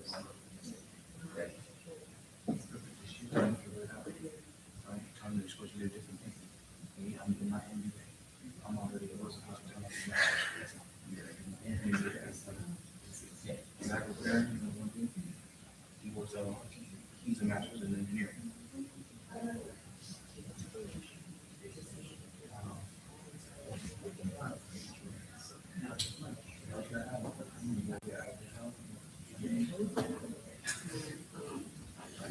And guess what? I mean, I'm sure they got a program and they have tuition system. So you can do MBA, you can do all those things. And I really love you involved with it. You have all these people you can work with. You have exposure to all these students. You know, all these people. You have faculty and staff that are something like that. You know, shame, all these other people that are around you. Get yourself to be exposed to different people.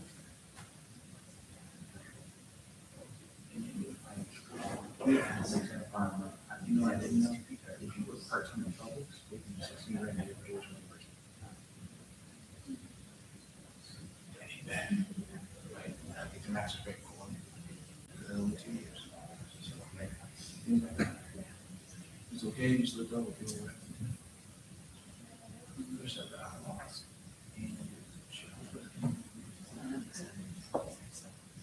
And what you do is you really get it out of your life. That's it. You learn something from yourself. You learn something. You look really do whatever was not going to tell the person. You see me here, you can write it out, enjoy it. Yeah, always find different opportunities for job happening, go to as a human and everything.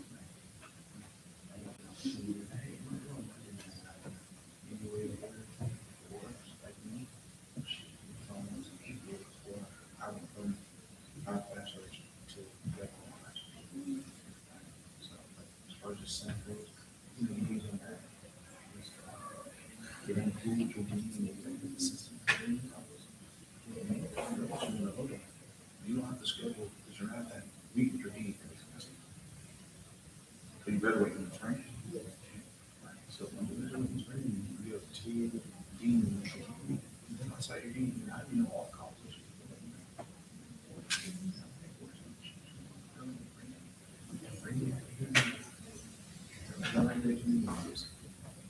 I know who your dean is for your college.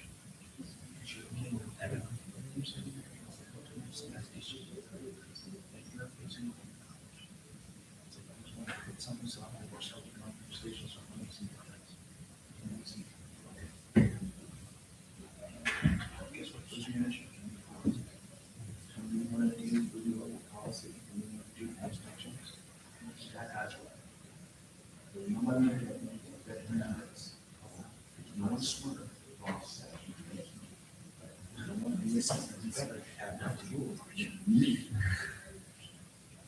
If I have to say point of order to anyone, so you can be that teacher. You don't have to be in executive leadership. You don't have to be in a fancy seat to make it. That's all I got. I got a congressman for this congressional district. I should say that seat like me. I should say that. And I ain't no picture. I'm no type of crazy people. I did that because I was chairman of NBC, but I'm a corporate, I was a board member. And I'm on. Even if happened to me, it'll be great.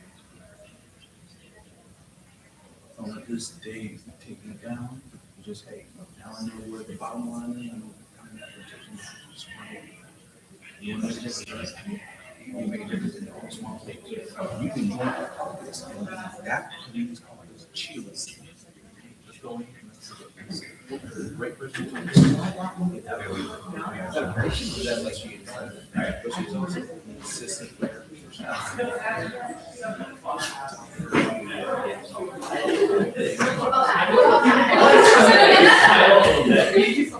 It's just so fun to say. I love it.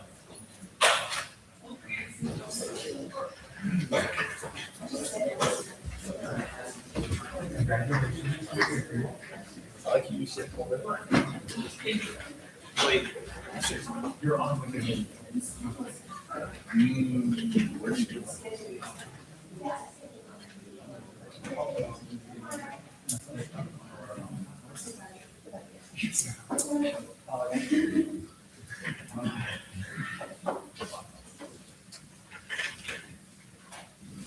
All right. Thank you all for your patience. I reconvene this meeting at 8:25 p.m. The vote count being 22 to 15 to 8 to 19 to 20 in the order of nomination. Greg, Habgood, and Smith are elected to the at-large seats on the Budget Committee, and Senator Rashid is elected to the alternate seat. Congratulations.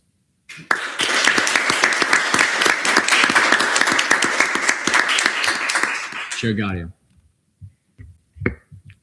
What are those votes out of? Like, there's numbers there, but could you elaborate more on what the numbers mean? These are the top. So senators essentially are voting for three candidates.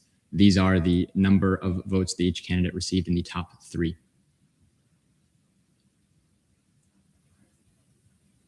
All right. Is there a motion to move back to advisor's report? And any objections? Seeing none, Ashley. Happy Thursday, good people. Final Thursday of summer. I actually have a good number of things to say to you all today since it is the last Thursday. First, I have been working on getting all of the committee meeting times for all of my areas, and I've been jigsawing them. And so my hope is that tomorrow morning I'm going to be able to confirm committee meeting times so that folks can pay attention to channels and see if they'll need to swap when we come back for fall. So I will send those announcements out. I'll come back to my highlights and shout outs. It's been a wonderful summer semester. I just know that for us getting started, having so many new faces, so many new voices, having folks be so committed, it's been great. But I'm also so excited to see everyone back here, to have a full room in the fall.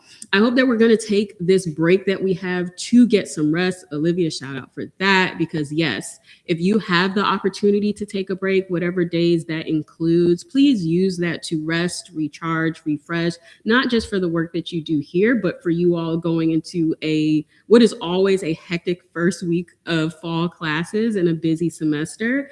A lot of you stayed employed and stayed busy this summer, and we're here and obviously dedicated. And so please, please, please, please find something that is not work, not school, that allows you to fill your cup. Okay.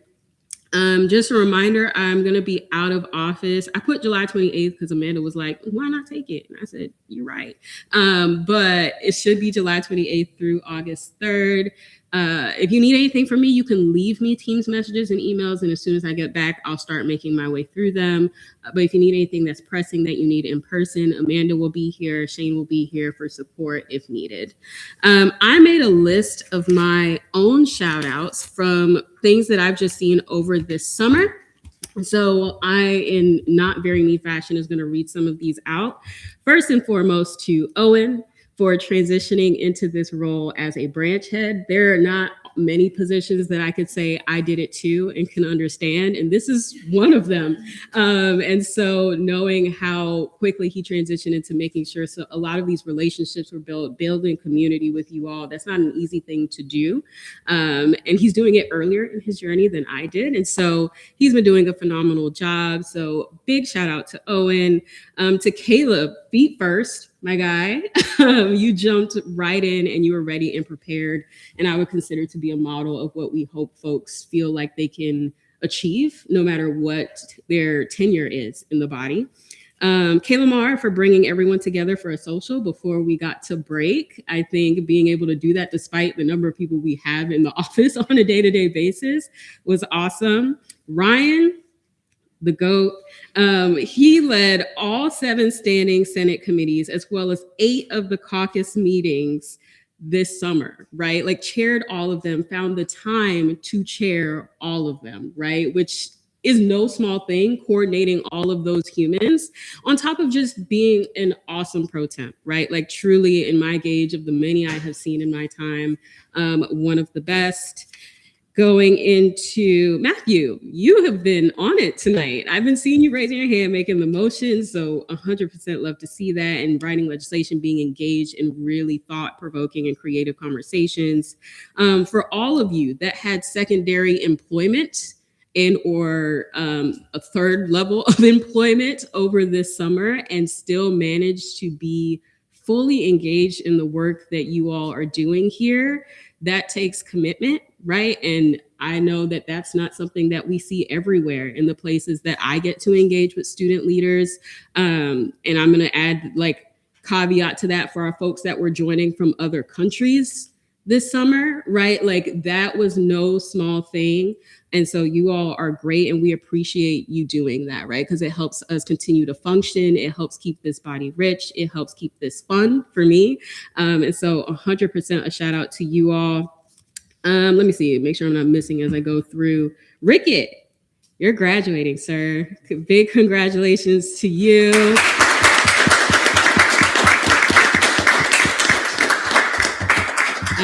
And yes, truly your tenure here and your guidance and your leadership is truly appreciated. And you're going off to such a wonderful opportunity. So we're so proud of you.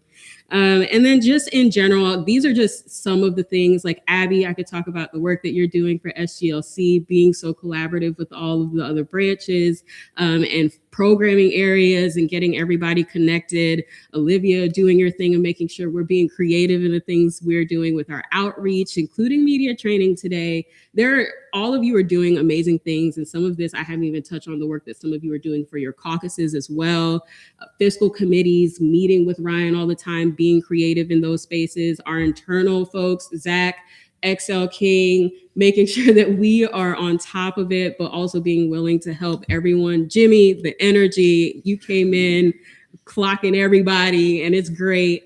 And so just know that like, these are things that I notice as we continue, right? And these are the things that I can point to when I try to explain my job to people and what I do on a day-to-day basis.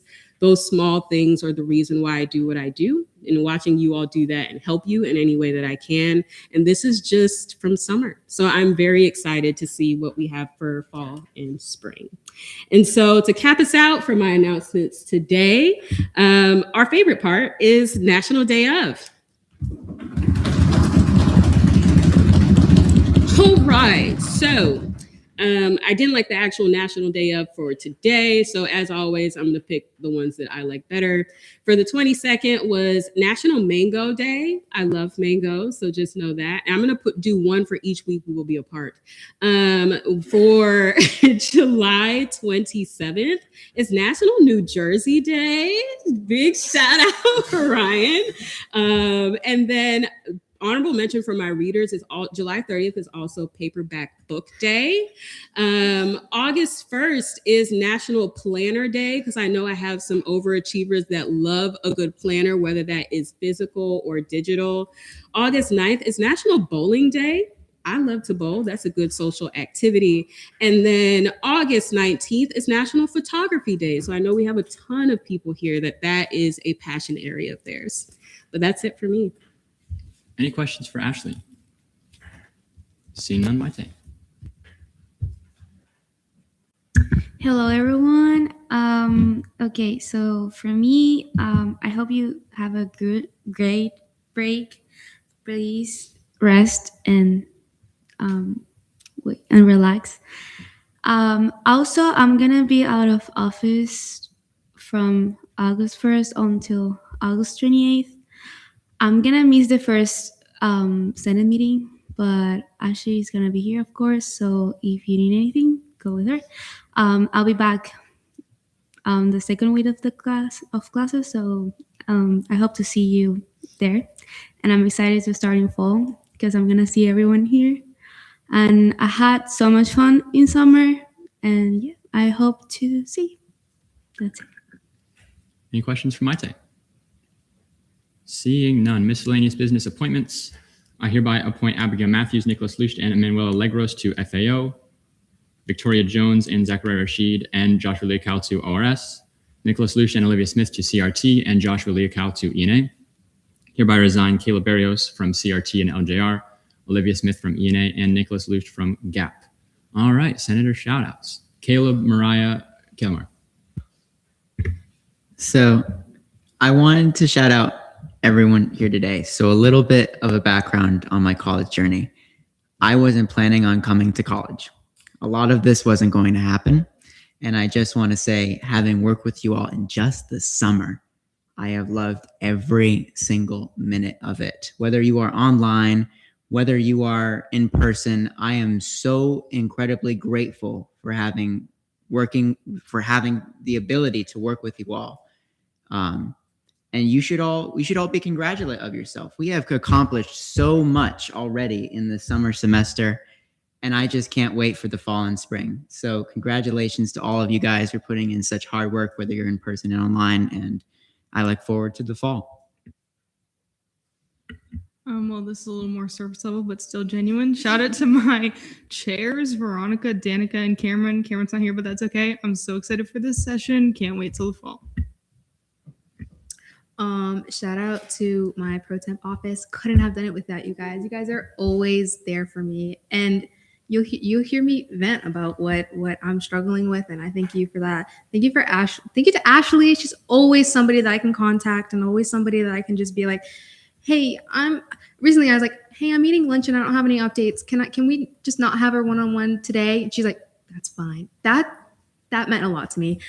Shout out to Gabriel, Victoria, Danae, Olivia, Madeline, Zachariah, Ryan, Abigail, Ali, Danica, Clea, Anthony, Julia, Mariah, Veronica, Nicholas, Diana, and Morgan in order of completion of their RSO communication verification form. 18 out of 45. Please get those in tonight, guys. I want to go to bed, so please get those in. Morgan, Abby, Josh. Shout out to all of our new senators, Josh. Woo woo. I hope that you guys kind of just take everything in. If you make a mistake, it's okay. We all make mistakes. Be bold, be big, be in the chamber. It's all you. Also, just shout out to everybody. Overall, I think I really just love the environment and the vibe we bring into Senate. I think that we're not really malicious with one another, and I really hope that we can carry that into fall. Okay, I have a lot today, guys. Buckle in. I wrote a whole list. Number one, Caleb. We had a really, really good hour-long SGLC meeting today with all the coordinators, and Caleb has so many good ideas, and just the way that he presents himself to us and always is giving us great feedback. We really appreciate it. Jimmy is always so kind. He always checks on people. Olivia, your media training went so well today. Owen, thank you for the website updates. That was a really fun surprise to open the website too. Victoria, I missed you. I'm so glad you're back. Everyone with their cameras on, I see you guys. Love looking at your faces. Aaron Walker just turned his camera on a couple seconds ago too, so that's really fun. Veronica, girl, I miss you. I love your UCF flag, your little team's corner you always use. Also, you did a really good job with your tabling presentation in SBA and loved it. And then Ashley and Mindshade, thank you guys for all your support this semester. We all really, really appreciate you guys. All right. So shout out to everybody that had asked me questions or spoke for me in debate. Thank you. It was all wonderful. It was, even though it was nerve-wracking, it was such a fun experience. And I'm so glad to be in the chamber with all of these amazing faces. And I can't wait to see some of these people that I see online, especially Maddie and Miriam, because you guys are both sitting next to me come fall semester. So I just can't wait to see everybody in the fall. But shout out to everybody. And I can't wait to see what the fall and spring can bring. Madeline and Zach. And who's that? Ryan.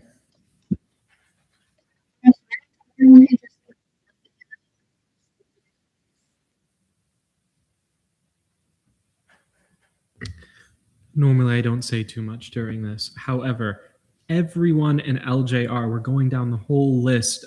Amanda, Julia, Caleb, Nathan, Abigail, Eric, honorary member Ryan Kaufman, and our former member Mariah Simmons. We miss you.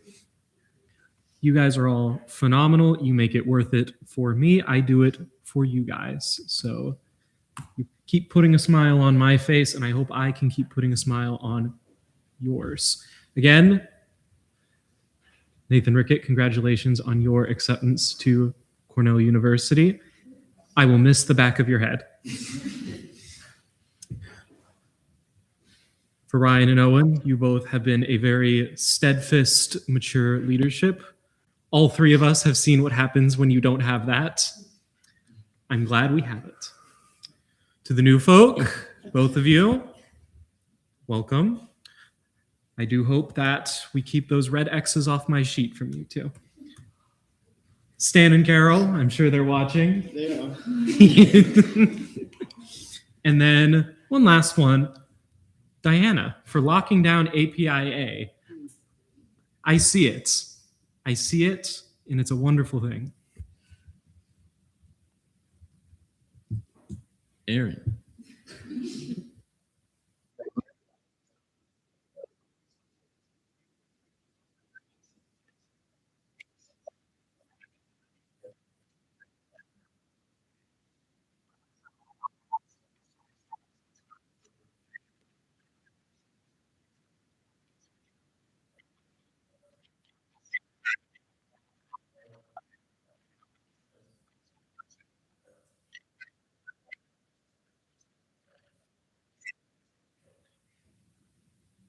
Jimmy.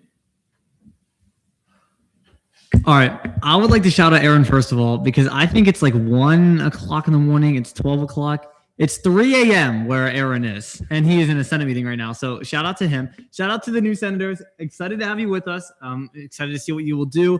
Shout out to everyone for this session. We made it through the summer. I'm very happy to have had this time with you guys. I feel like I've made some new bonds, new friendships, relationships throughout the summer, and it's been great. And I just love it so much. So I can't shout you out enough. I'd like to shout out Senator Rickett from when you first came to the SGLC event when I was in SGLC and exec. I remember we went to Disney Springs. It was an incredible time to seeing you go off to Cornell. I just want to say we wish you the best. Thank you so much for giving your wisdom and experience here in Senate, and we appreciate you. And I want to say we appreciate everyone else. We see your hard work. And I want to shout out your grandparents, but I also want to shout out my own grandparents because they are watching tonight, and their names is Stan and Eloise. So I want to give them a shout out. They've been here all night, and so thank you guys. Abby. This is on behalf of all the SGLC coordinators, but thank you so much, Zach. We all know that he's, as Ashley said, the wizard of Excel, but he is compiling a points tracker for all of SGLC and an attendance tracker, and he spent literally all night doing it last night. He's still working on it, and he's constantly in communication with me and Sammy, doing it, and he just wants to make it the best for us, and we appreciate it so much. I know he said it today when you walked into exec, but genuinely, you are saving SGLC's points. Any other shout outs? Ryan. I have a list today. I'm going to start with Jimmy's grandparents. Hey, that wasn't on the list, but that went top of the list. As soon as you say, shout out my grandparents for always watching either virtually or in person this summer. That's been fun. they're going to continue in the fall, I think. So they're going to get excited. Ashley, for never liking the National Day of on whatever day it is. Like, you never like that. Owen, you're doing the thing together. Kaylamar, Adeline, Abby, and Olivia, the offices, fantastic work we're all doing. Josh and Emanuela, new senators, so excited for you guys to be here. You'll be getting new emails for set up orientations with me soon. Jimmy, I just wrote Jimmy. Not enough, can't say enough good things about Jimmy. I wrote Grampy, which is Julia Zivin's grandpa. He always gets a shout out, so he hasn't been shouted out in a while. Aaron Wacker, because I've been calling him AWAC all semester, and I don't know if he knows that, so I hope he likes it. And if he doesn't, I hope he tells me. AWAC. So, and then everyone, because I'm just so excited for fully in-person fall meetings to see everyone. I'm really excited to fill the chamber in the fall. So. Yeah, and the chamber will be full, trust. Shout out to all of the grandparents. I understand there's quite a few. Shout out again to Senator Rickett. I know Jimmy took a lot of the words out of my mouth, but I'm sure you're going to do great things at Cornell, and it's been a pleasure to have you here for as long as we have. A very sincere shout out to Ashley for all of her help throughout this process and her guidance. And a very sincere anti-shout out also to Ashley. National Pennsylvania Day was 3 days ago, and it did not get a mention. I know we're not sticking on the day, so I don't know where that was. If we're gonna do that, there's got to be standards, I think. Shout out to Olivia. Media training was great today. I learned a lot. I was already media trained, but I learned a lot. And then finally, shout out to everyone who joined FAO. Glad to see it. And on an unrelated note, the first Senate exec meeting of the fall semester will be August 27th, and there will be pizza. So you're all welcome to come. The faculty Senate chair and vice chair will be there to talk to anyone who's there, whether you're in Senate exec or not. I hope to see you there. And again, that had nothing to do with the list of appointments. Zach. I forgot a small list. Casimiro, Kaufman, Barrios, Matthews, and Vieira for having a perfect attendance record for this semester. And then to myself and Bover for having no recorded unexcused absences. I'm just going to say, I don't recall not being here. I think you guys would clock me on that if I wasn't. Kaufman's Cradle. All right, guys. Final one of the summer. We've got a great one for this to end off the summer semester. Oh, we've got so many guesses. Let's just go around the room. Morgan? Starting off strong, Maite. That face. All right. Kilmar? It's got to be Maite. If it's not, then somebody has a twin. All right, 2 votes for Maite. Matthew? I'm gonna steal Zach's usual one. I'm gonna say it's our speaker, Owen Sherman. Ooh, okay. 2 votes Maite, 1 vote Owen. I say it every week, but is there any online participation for this segment before I point at you all in person in the fall? Oh, Perez.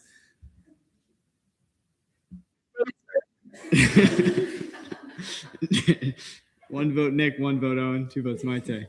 Me and Victoria think it's Maite. She's right behind us, you know. Maite is sitting right behind you guys. All right. Well, it seems like we've come to a consensus. And yes, this is Maite, the student assistant. Congratulations. Oh, yeah. Fun fact about that picture, my mom, I don't know what she did in my hair. That was a passport picture. So she thought I was, doing great there, but I don't think so. Yeah. All right, I'll take a motion. Senator Leocal. Motion to adjourn pending final roll call. There's been a motion to adjourn pending final roll call and a second. Any objections? Seeing none, check audio.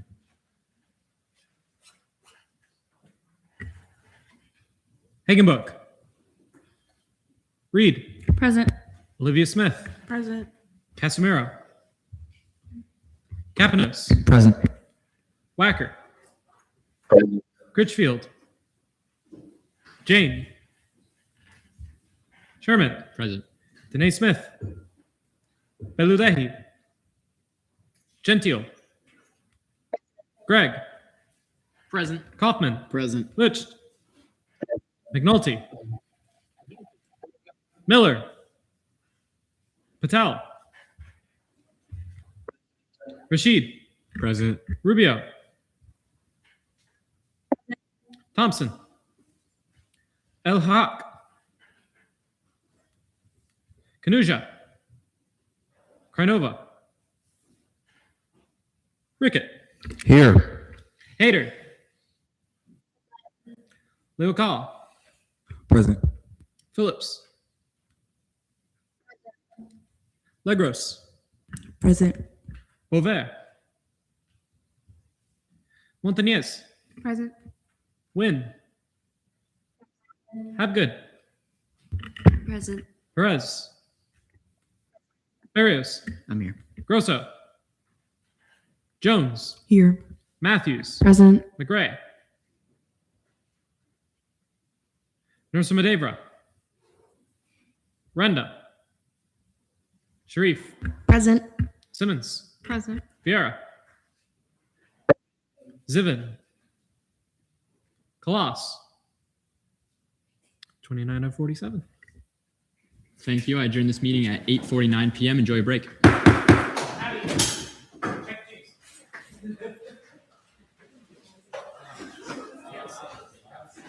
One second.